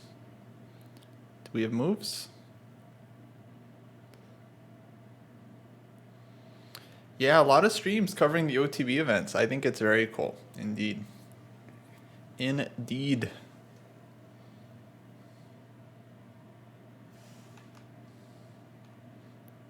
Oh, I need to group this. Okay. Let's check in with the game. Let's see what happened. Ooh, I see the queen on h4. Did you guys see the moves? Queen h4 played? Wow. For example. So yeah, that's why I was saying it's like you don't need to calculate ahead of time in this situation because white has so many moves, right? Like we were discussing back here. Knight takes d7. Should black spend time on queen takes d7? How much time? I was saying not a lot of time. Just make sure it's not a blunder. Make sure you have no other options and do it. And then castles. You know, we're expecting rook d1 here. I was saying like, okay, white has other moves. Bishop e3, bishop f4, bishop g5. You don't know where your opponent is going to play. And you should believe that your position is good enough to withstand it. It's not like we think black has like losing position here. If black's position is decent, it should be able to handle it. But white made a different move altogether. Queen h4. Swinging this way, indicating that he maybe wants to play bishop h6. That's kind of what's implied with this move. So it does have a point. He wants to play bishop h6 and trade bishops. That said, I don't know if this is the right plan for white because I don't know if this is actually that useful. So for example, we now have a lot of moves as black. a6 makes sense to question the bishop. We can also play rook c8. Rook fd8 is logical as well. Rook d8 makes some sense if you wanted to avoid the trade, like bishop h6, bishop h8. But that said, I don't think black really needs to do this. Now white gets like rook d1 with tempo. Even here, I think black is fine. We have queen g4 in the position. And it's a very classic Sicilian structure where black is an extra pawn in the king side and white is an extra pawn on the queen side.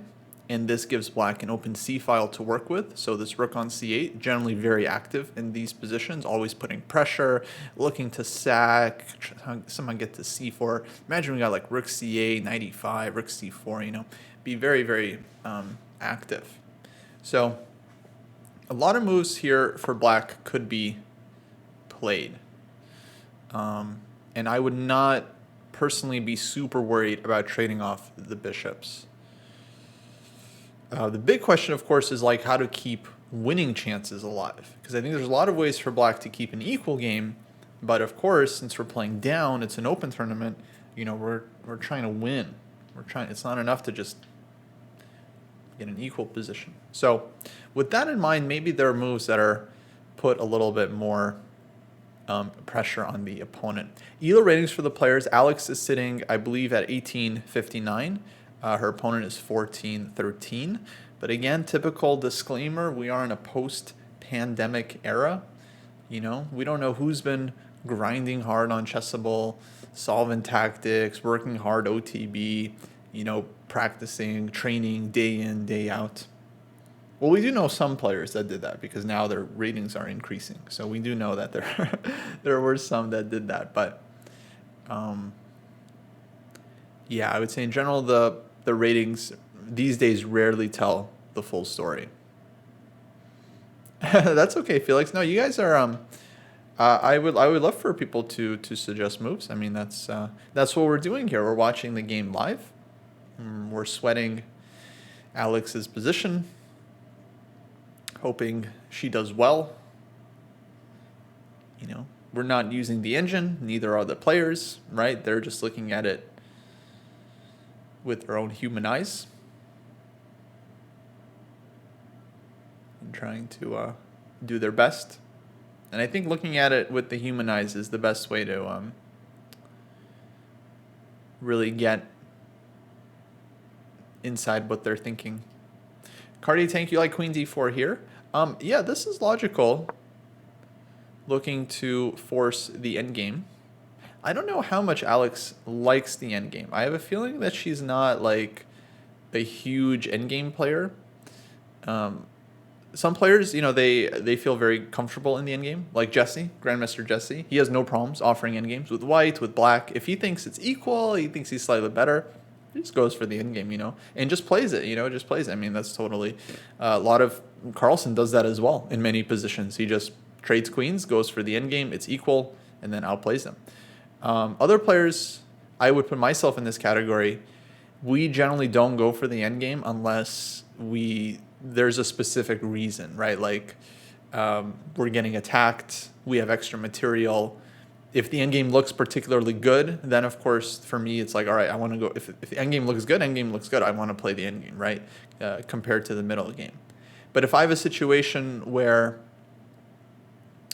I can have like a good middle game or a good end game, then that's very tough for me to choose. And I'm often going with the middle game. I'm often going with the middle. I want to attack. I want to checkmate the opponent. Chess is a fun game, okay, guys? I want to win creatively, right? It'd be very boring to me if like the only games I won are like the games where I have black and like I just like win a pawn somewhere and just like slowly, like if that's like the only game I win and all the every other game I'm like, just like drawing or whatever, it's like that wouldn't be super fun. Oh, Dexter says she always trades down to endgame when playing online. Oh, interesting. So yeah, I'm not super familiar with Alex's tendencies in a lot of positions. For me, I'm still very much just beginning to watch her play. But I know she plays a lot of sharp stuff. I mean, she plays King's Indian, she plays Sicilian. I feel like she's often trying to attack. But yeah, it could be that she feels more comfortable in the endgame. Yesterday's endgame we saw in the morning, she won very, very easily. Granted, the opponent made some mistakes, but still she cleaned up very effectively.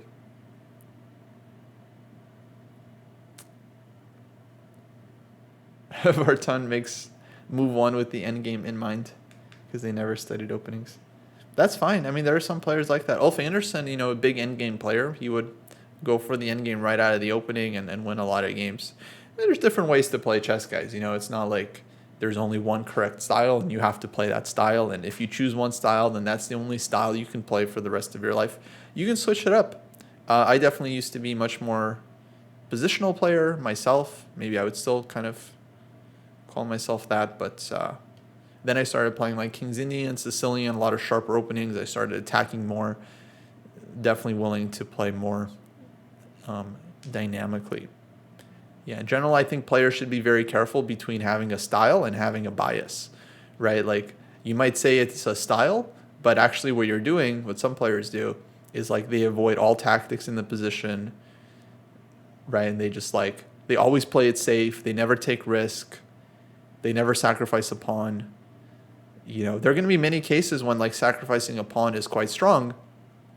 But if you have this mindset where you're never willing to, then you're going to miss out on a lot of opportunities. So I think players definitely have to be careful between choosing like a style that they're trying to play in versus like pigeonholing yourself into a specific type of game. And it can go both ways. Some players, they decide like, they're just not going to play the endgame ever. They just hate endgames. They're boring. They're not good at endgames. Like they just avoid endgames. And then this causes them to attack in every position. It causes them to take too much risk. Then they're avoiding queen trades right at the cost of their piece harmony, giving up too much material. So all in all, I would say, as usual, the best thing is to have balance, in my opinion. I think it It's fine to have a style. It's fine to have preferences. You're an aggressive player. You play e4. You play sharp openings. I think your style should inform the openings that you choose. But when it comes to trying to make objective decisions at the chessboard, this is where you have to kind of let your style off to the side and really try to think about the position more objectively. You know, am I under attack here? Am I the one attacking? If I'm under attack, I'm under pressure, I should be trying to trade pieces. Or if I'm the aggressor, then I should be trying to avoid trades. As someone said earlier, the best thing to do is to try to play the position, right, rather than enforce your style. Yeah, so we've had this with queen d4 on the board. I don't know if it's actually that great of a move, because here's how I would approach it. White just played queen h4. He probably wants to go bishop h6, right? That feels like that's the idea. I kind of want white to go bishop h6, right? So queen d4 maybe bothers that plan. So instead I might go like a6 here.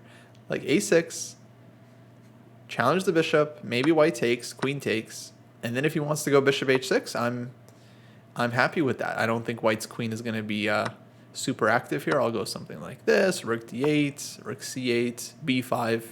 It's a playable position. I'm not saying black is like much better or anything, but I think black is comfortable here.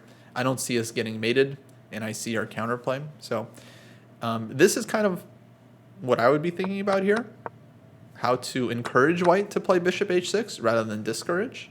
I think rook c8 also a very reasonable move, rook f d8, bishop h6, and then you could play here, queen d4, after bishop h6 is on the board. I think this is also reasonable. Let's say takes, knight takes, takes. Probably take with the king here. Play knight versus bishop. Maybe look for e6 or e5, rook c8, a6, b5. I think this is very, very reasonable for black.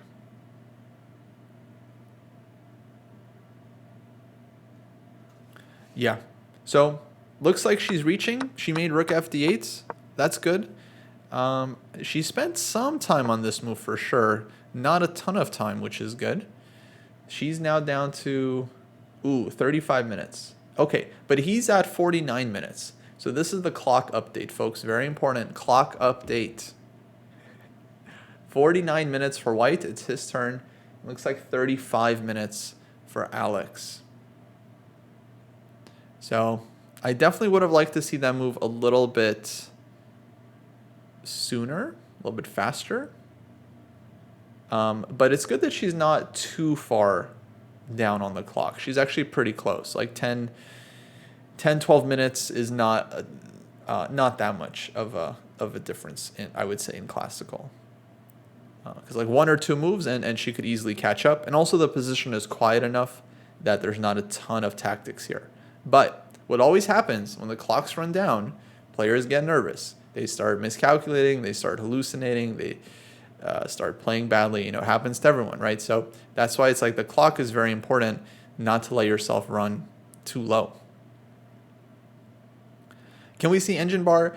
Look, for my commentary streams, I often like doing it without the engine bar. I think the engine bar actually is not super fun, to be honest, because it's like I think we get a better insight into what's going on just by looking at the board.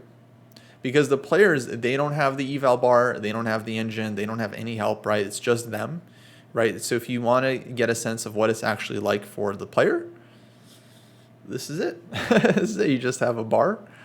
You just have a board, excuse me. You just have a board. No engine, no eval bar, no nothing. Why is she freezing? She just made a move, actually. Black just played rook f d8 a few minutes ago. And now it's white to play. Do keep in mind the clocks are off on the board here. The DGT is behind. It's on a delay.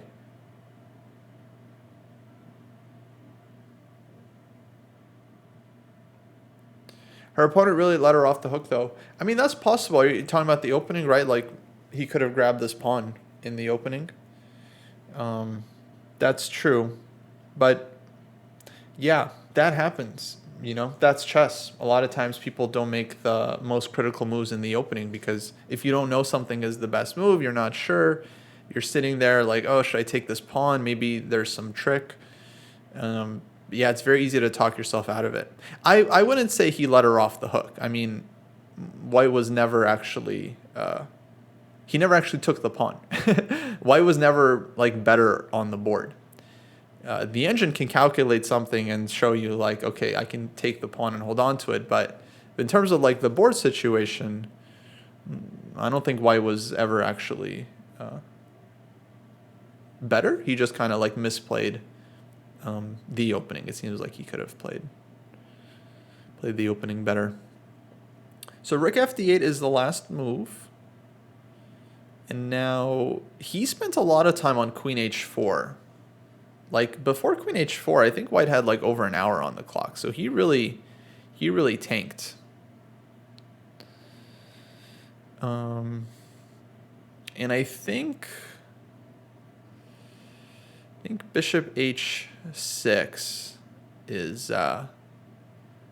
was the idea, but we'll see if he changes his mind. He didn't play any of the critical moves. Yeah. I mean, but that's what I'm saying. Like there was never any point where White was like better on the board. Had he played some of these critical moves and then he gets a better position and then Alex has to defend and then maybe he messes up later, then of course I would say like, oh, he let her off the hook. But he didn't know like the opening, I think, super deep. He kind of made natural moves. He didn't go for the critical continuation, right? And so, okay. I mean, I guess it's fair to say like he didn't put up the most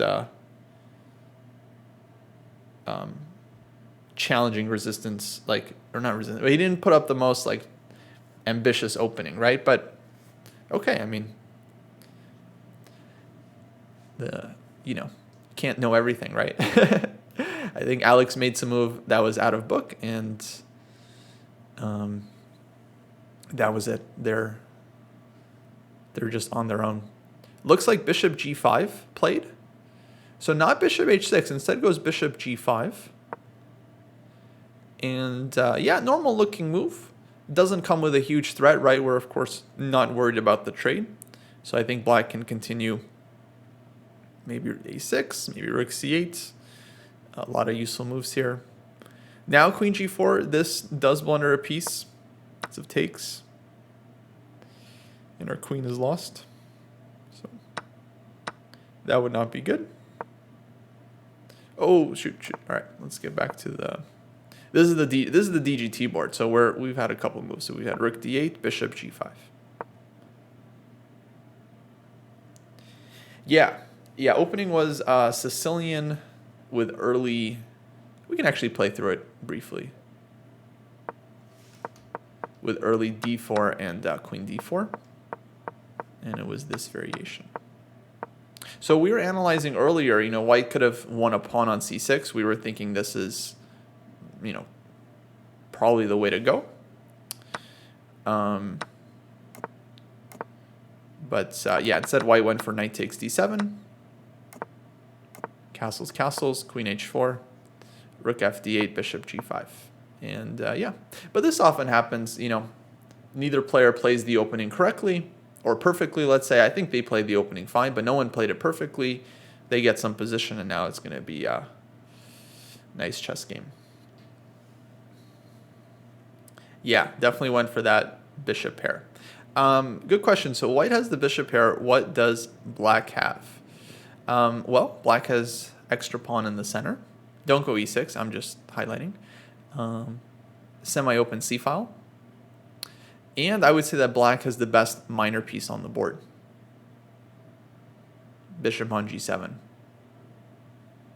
It might not look like it's doing a whole lot, but every single White piece is concerned about this bishop.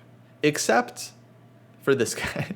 The light-scored bishop, this is the only piece not worried about Black's dark-scored bishop. But he's got his own problems. Is he going to trade on C6? Is he going to go somewhere? Okay, looks like we had a move. A6. A6 is on the board. Yeah, I prefer black as well. I think black actually has a slightly more comfortable game. This play on the C file is always annoying. And I definitely don't believe in white's kingside play. I think we're a little bit closer to taking over the center. So I would probably choose black, yeah, if I had to pick a side.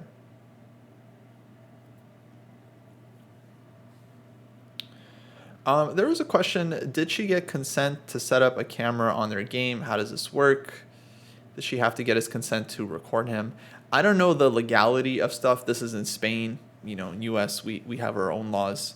I think in public places in the US, you're allowed to film. I would say it's more of a, it's less of a legal question, more of like either etiquette or tournament rules. You know, it's kind of up to the tournament to decide whether they want to allow it. In general, I think it's good for the tournament to have streamers cover games, and generally a lot of publicity, right? Without the stream, we probably wouldn't be following, you know, this tournament too much. But yeah, I don't know if Alex asked this opponent or not, or if she's asking her opponents before the game. Of course, it's always easy. You know, it'd be pretty simple to just change the camera angle if the opponent did have an issue with it. You know, and just show the streamer in their board without showing the opponent. So I feel like there's kind of ways around it. But yeah, it's a new situation we're kind of entering with more streamers playing in events. You know, it started like 2021, 2022, and now it's becoming a lot more common. A lot of people bringing their cameras and setups to tournaments. And yeah, I know some people definitely feel a little weird about being filmed and streamed.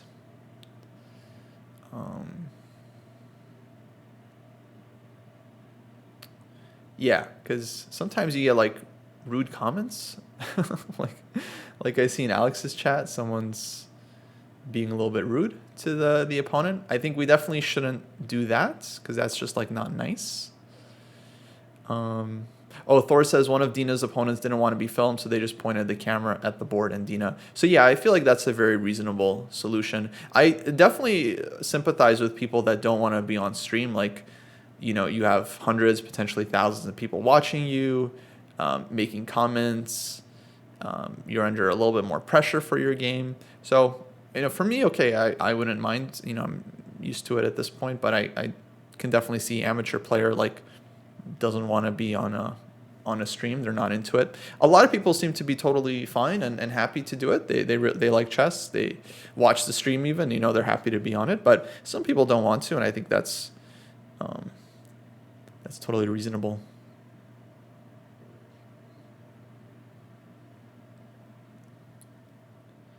Yeah, sometimes your boss sees you after you ring in sick. Yeah, that would be...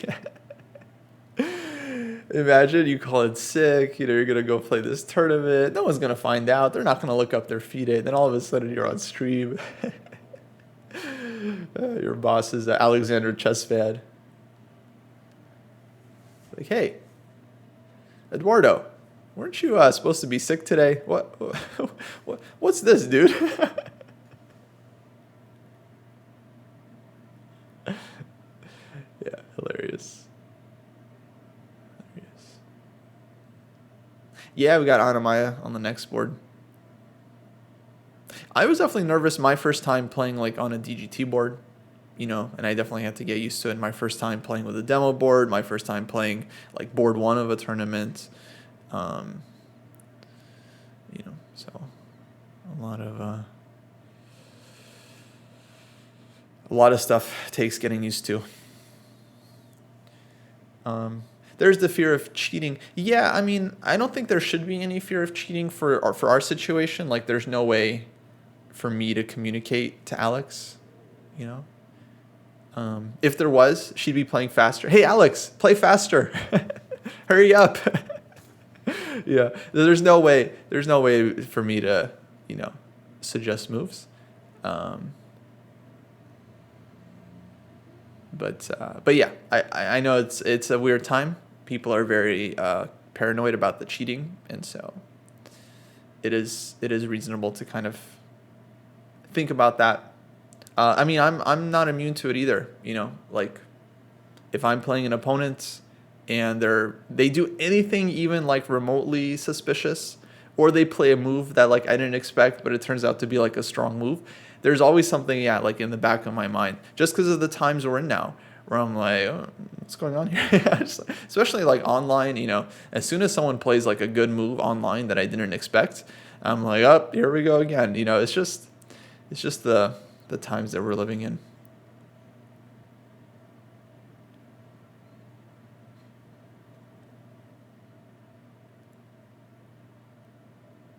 How do I like commentating? Yeah, no, commentating's fun. Actually, I really enjoy commentary, and this is cool because we did some lessons with Alex earlier. You can check them out on our YouTube channel, youtube.com/ChessDojo. So I'm definitely invested now in seeing her improve and play well. I think she's going for like FIDE 2000, you know, and higher. So definitely happy to support. So it's fun. It's fun to watch the games live, you know, and sweat with the player. Meanwhile, in many USA tournaments, there is no board. Yeah, a lot of open tournaments, there's no board provided. Not all of them. Some US tournaments are very nice. They provide the board, the clock, you know, everything, and some don't. And it's just like, oh, you're a grandmaster? Oh, congratulations. You still have to bring your own chessboard, sir. Still gotta get your own. Oh, you're a grandmaster. Oh, good for you. You still gotta bring your own clock.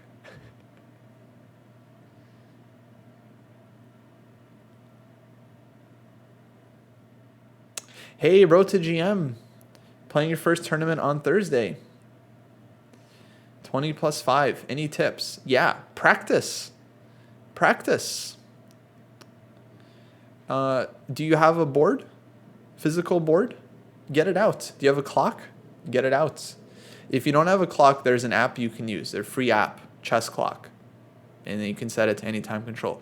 You have to practice OTB. Okay?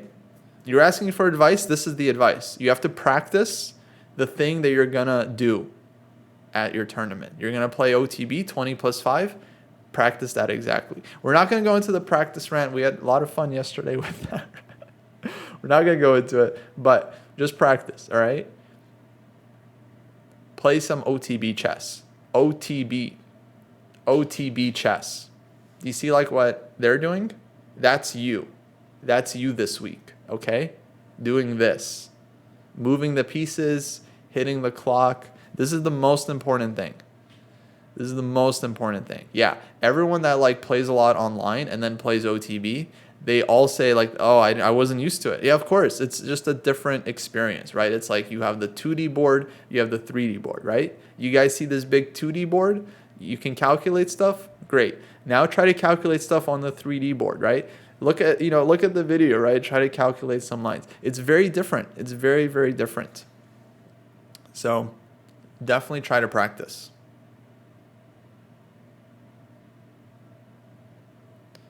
Practice, practice, practice. How do you deal with the nerves? It gets better over time. It's very natural to be nervous. Personally, what I do is I try to focus on my breath. So if I feel myself getting like, anxious, like shaking and stuff, I'm just like, all right, calm down and just start like slow your breath down, right? You slow your breath down. So breathe in 5 seconds, hold 5 seconds, breathe out 5 seconds, right? 5 seconds. You can do more. 7 seconds.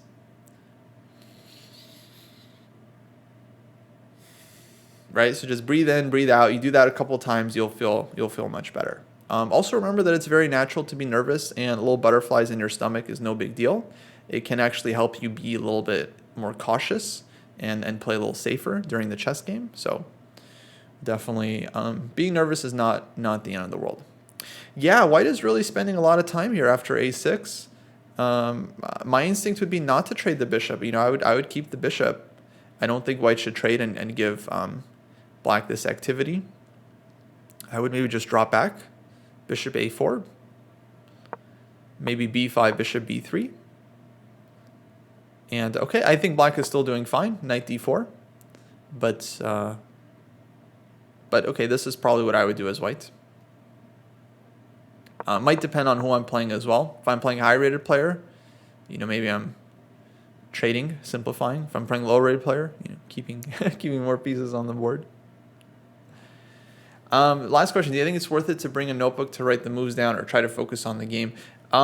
Some tournaments have rules for that. They're like, you have to take notes. You don't have to take notes. The main thing to remember is if you are going to write the moves down, you're allowed to stop once you have 5 minutes or less. And this is for like most classical tournaments without the 30-second increment. So if a tournament does not have 30-second increment, it has like 5-second delay, 10-second delay, something like that, then you're allowed to stop, and you're encouraged to stop recording your moves once you're under 5 minutes, because then you don't have enough time. That's kind of the whole point of the 30-second increment. It gives players enough time to write their moves down without flagging when they're in time trouble.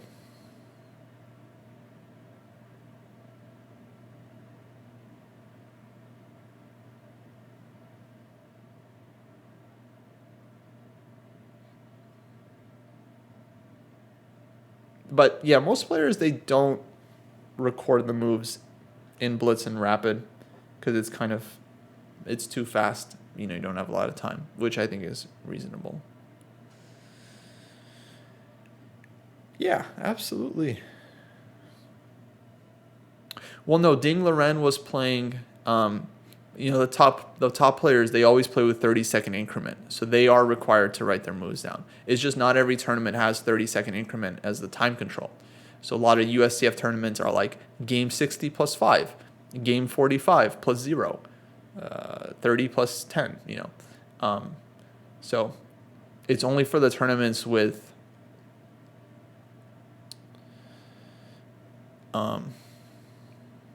30-second increment. Oh, right. They had no increment. Yeah. You're absolutely right. They had no increment before move 40. Yeah. Then he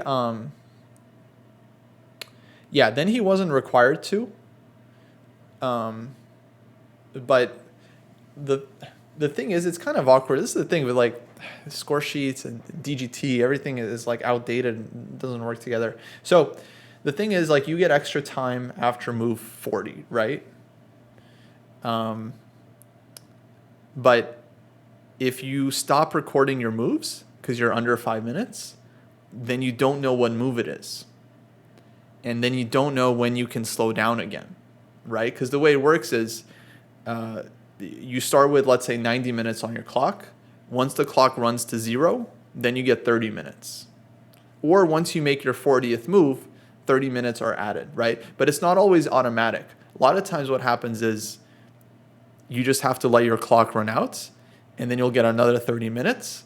And as long as you've made 40 moves, then you haven't flagged, right? But if you haven't made your first 40 moves and your clock runs out, then you do flag, right? And your opponent can call it. So what a lot of players do is they might not, either they write the move down because they want to make sure they keep track and they know exactly when they get to move 40. What you can also do is you can also just mark it, right? You just mark the move that you've made. So you just put a dash, right? Where you would write your 34th move, bishop g5, whatever, you just put a dash. So it's much faster, right? Then white makes a move, you put a dash, all the way until you get to move 40, and then later you can fill it in because you're Ding Liren and you remember the game, right? It's no problem. But yeah, the point is, like, you want to keep track of when you're going to get to move 40, because you want to know, all right, I'm at move 40 now I can allow my clock to run down and I don't have to worry about flagging. Some clocks have like the move numbers, some don't. Again, it's kind of a rules thing, because is it up to the player to keep track of the move number, or are they allowed to use the clock? Some tournaments, like here at the St. Louis Chess Club, they have the screens with the live position, and the live position actually has the move number, right? So that actually tells you what move it is. So that makes it a lot easier for players, but it's not exactly uniform throughout.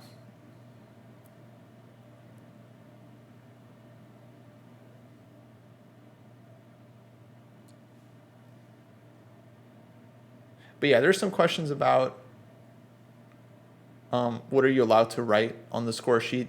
Yeah, basically just the move, and I think you're allowed to write clock times as well. And that's it. So yeah, you're definitely not allowed to write down moves you're considering or stuff like that. Is it weird to ask for my opponent's sheet to copy like it was my homework? No, this happened so often, especially when I was a kid. And we would, bishop a4 played, excuse me, guys. Bishop a4 on the board, b5 played, and bishop b3 on the board. Okay, Alex's turn here. She's thinking. She's got 31 minutes against 32 minutes. Wow, White really spent a lot of time. That's great news for us that we're kind of even on the clocks now. Because that was really like the biggest concern I was having about this game. Can you write motivational quotes on your score sheet? No, do not do that. Do not do that. Try your best.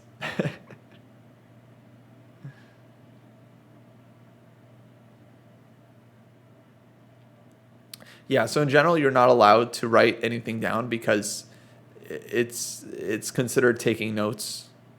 And so that's just not allowed to take notes during the game.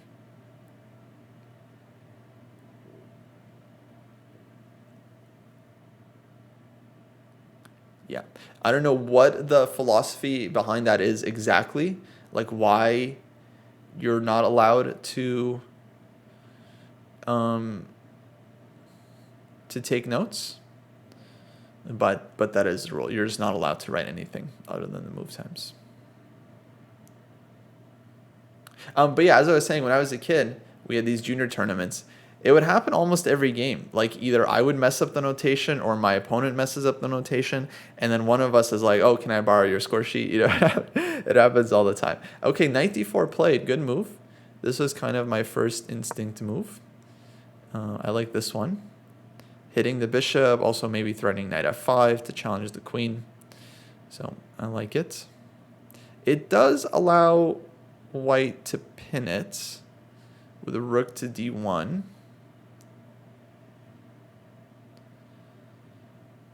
Okay. But I'm sure we have a decent move in response. Question is, what does Alex have in response? Oh, you can't write anything to help you remember. That makes sense. That makes sense. Yeah. So, yeah, it makes sense that you're not really allowed to write anything during the game because it can help you remember stuff. Oh, let me help you out with that. Just 1 second. Hilarious. Knight a5 felt safer. Well, yeah, but I think with knight d4, one of the ideas might be to actually play knight f5. But I agree, knight a5 makes sense. This would also be a plan. Knight a5, rook c8, knight c4.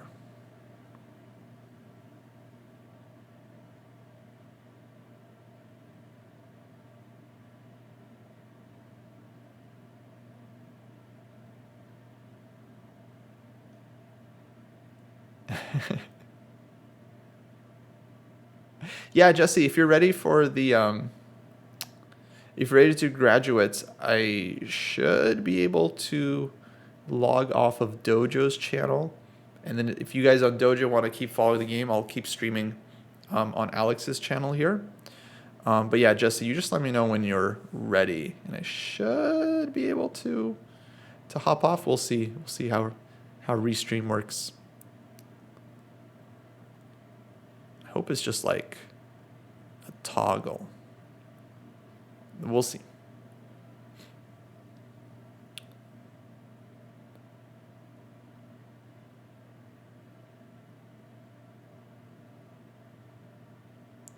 Okay, 10 minutes, good. So yeah, knight a5 not on the board. Sorry, let's put the live position on. Knight d4 is the live position. And I mean, it feels like we're about to actually get a time advantage. I think Alex's opponent might be might be getting close because he's been burning way more time in the last couple of moves. The trend has definitely been in Alex's favor. Oh yeah, he is down on time. Alex is at exactly 30 minutes. Clock update. Alex is at 30 minutes, and White has just gone under. But I think he's itching to play Rook 81 here, and then he's going to get 30 seconds increments. So they're basically still equal, but he spent so much time in these last like 5 moves. 5 moves ago, he had like over an hour, and Alex had like 40 something minutes. So she's definitely sped up a lot. That's good to see.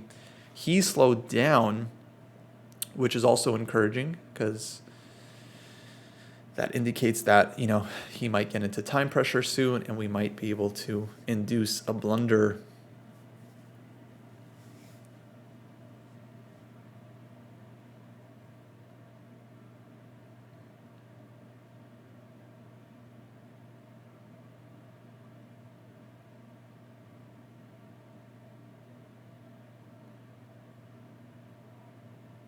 I see the clocks just in the video. I have the live feed up. For me, I know it's kind of small for you guys. I have a bigger view, and the clock, actually the clock time is pretty clear. It's pretty easy to see.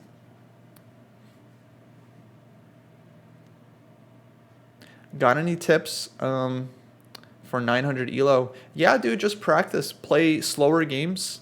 Practice a lot. Review your games. Solve tactics. Read books. Take your time. Try to do hard chess work. You know,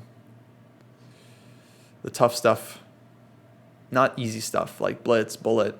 That's easy. That's not really chess. That's just kind of like slot machine stuff. You know, anyone can just like pull a slot machine over and over, right? That's not really hard. You got to do the hard stuff. Long time controls.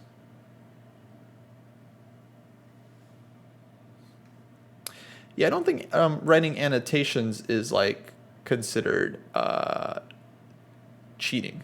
Yeah, I wouldn't put that in the same bucket as like you know, discussing moves with another player or using an engine, anything like that. Yeah, in general, you're not supposed to like annotate the game as you're playing. But I would say it's more just like it's more of like a minor infraction rather than a straight up cheating thing.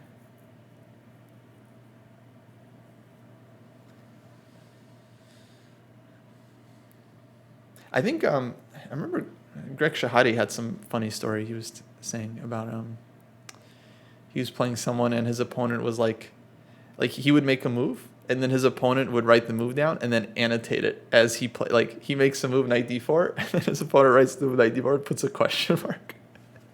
But yeah, it's his story. I'll let him tell it. Famous opponent too, very famous.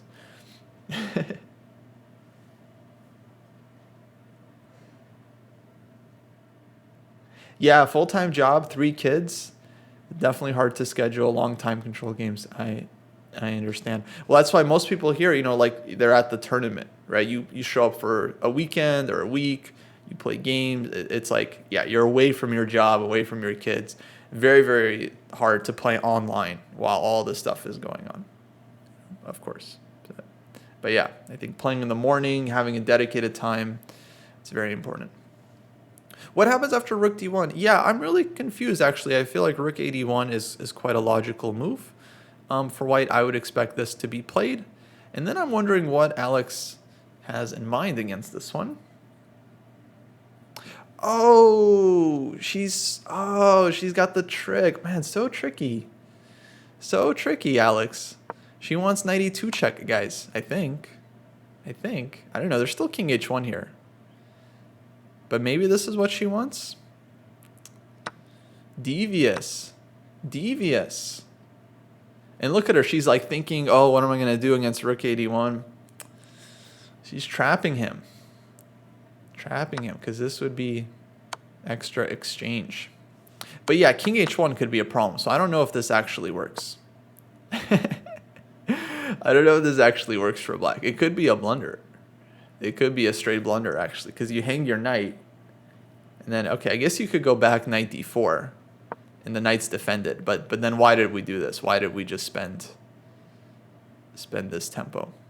No, she probably wants b4. Okay, I understand now. She wants b4. Because then if this knight moves, knight e2 check is game over.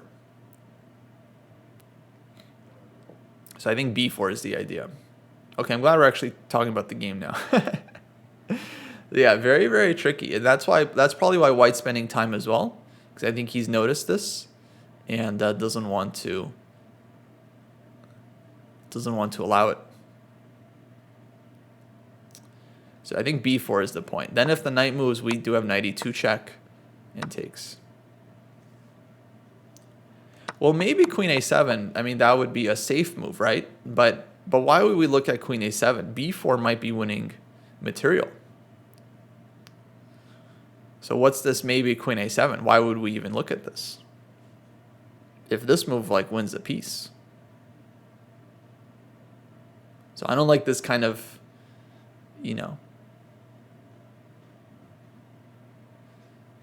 second chance school thinking. It's like, oh, maybe if I don't get into Harvard, I can go to a state school. No, what Harvard is saying, you're in, dude. You're in. Why are you why are you second guessing? It's a very concrete game. I think it's instruct the moment. Very concrete situation. Of course, the pin should make you nervous because pins are very vulnerable tactically. But this is a concrete situation. We're attacking the knights. We've got knight e2 check.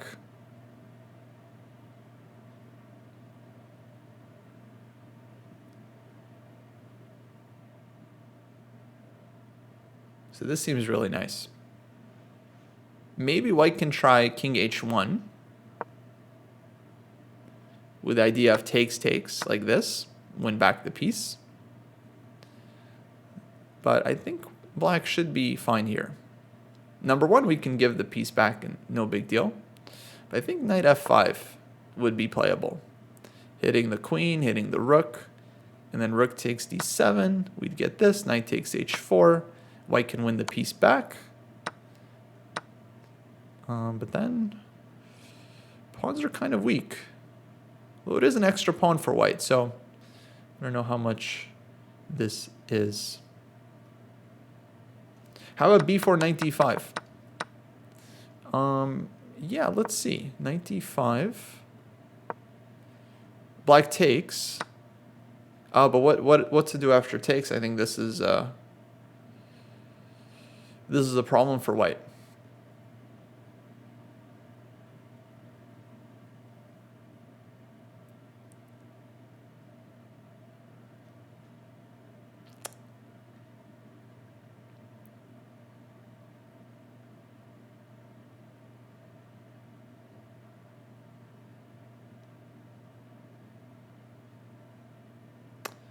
So rook takes, knight, then bishop takes. And then queen takes, and then... so Black would be up the exchange here, so I think should be fine. Yeah, should be okay for Black. I mean, it's still a little scary, but we should be able to defend. Knight f6, for example. And we're taking here. Is knight e2 check better? I don't know, because when you play knight e2 check, the reason I didn't like this is because king h1, now White's knight is defended on d5. So here we're not winning material as Black. So that's why I was thinking take, because we're, defending the bishop. White is down to 20 minutes, 45 seconds. So White is definitely getting into time pressure at this point because he's calculating a lot, and there's still a ton of pieces on the board. So this is looking promising for us. I'm hoping Alex can keep her cool. She's been playing very quick last couple moves, very confident, which is good to see.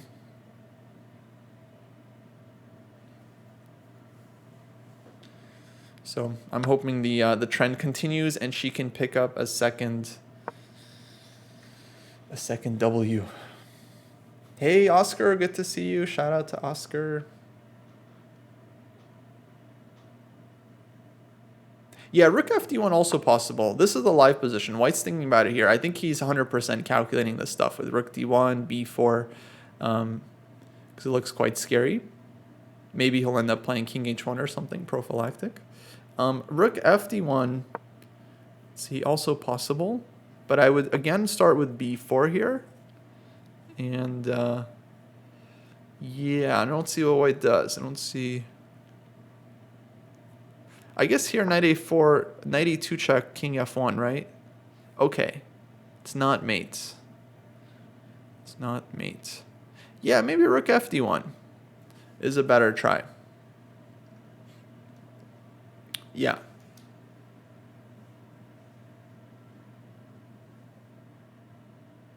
Thanks, Borg. Thanks. Yeah, I think it's more fun this way. I think this is actually a lot more, like, realistic. You know, this is what's actually happening during the game. Neither player has an eval bar, or neither player has an engine or anything. It's just, they just see the pieces. You know, this is how chess was played for many years, folks. I don't know if you guys know this.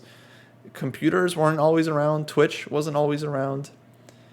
We used to just have these like physical boards with the wooden pieces, and then people would just play, and then after the game, you couldn't check it with an engine. It'd be like, oh, I thought white was better. Oh, I thought black was better. Oh, okay, cool. And then, you know, you just you went off, you know, separate paths. You know, but it was interesting. People knew how to analyze back then, right? You would actually analyze the position. Okay, let's try this move.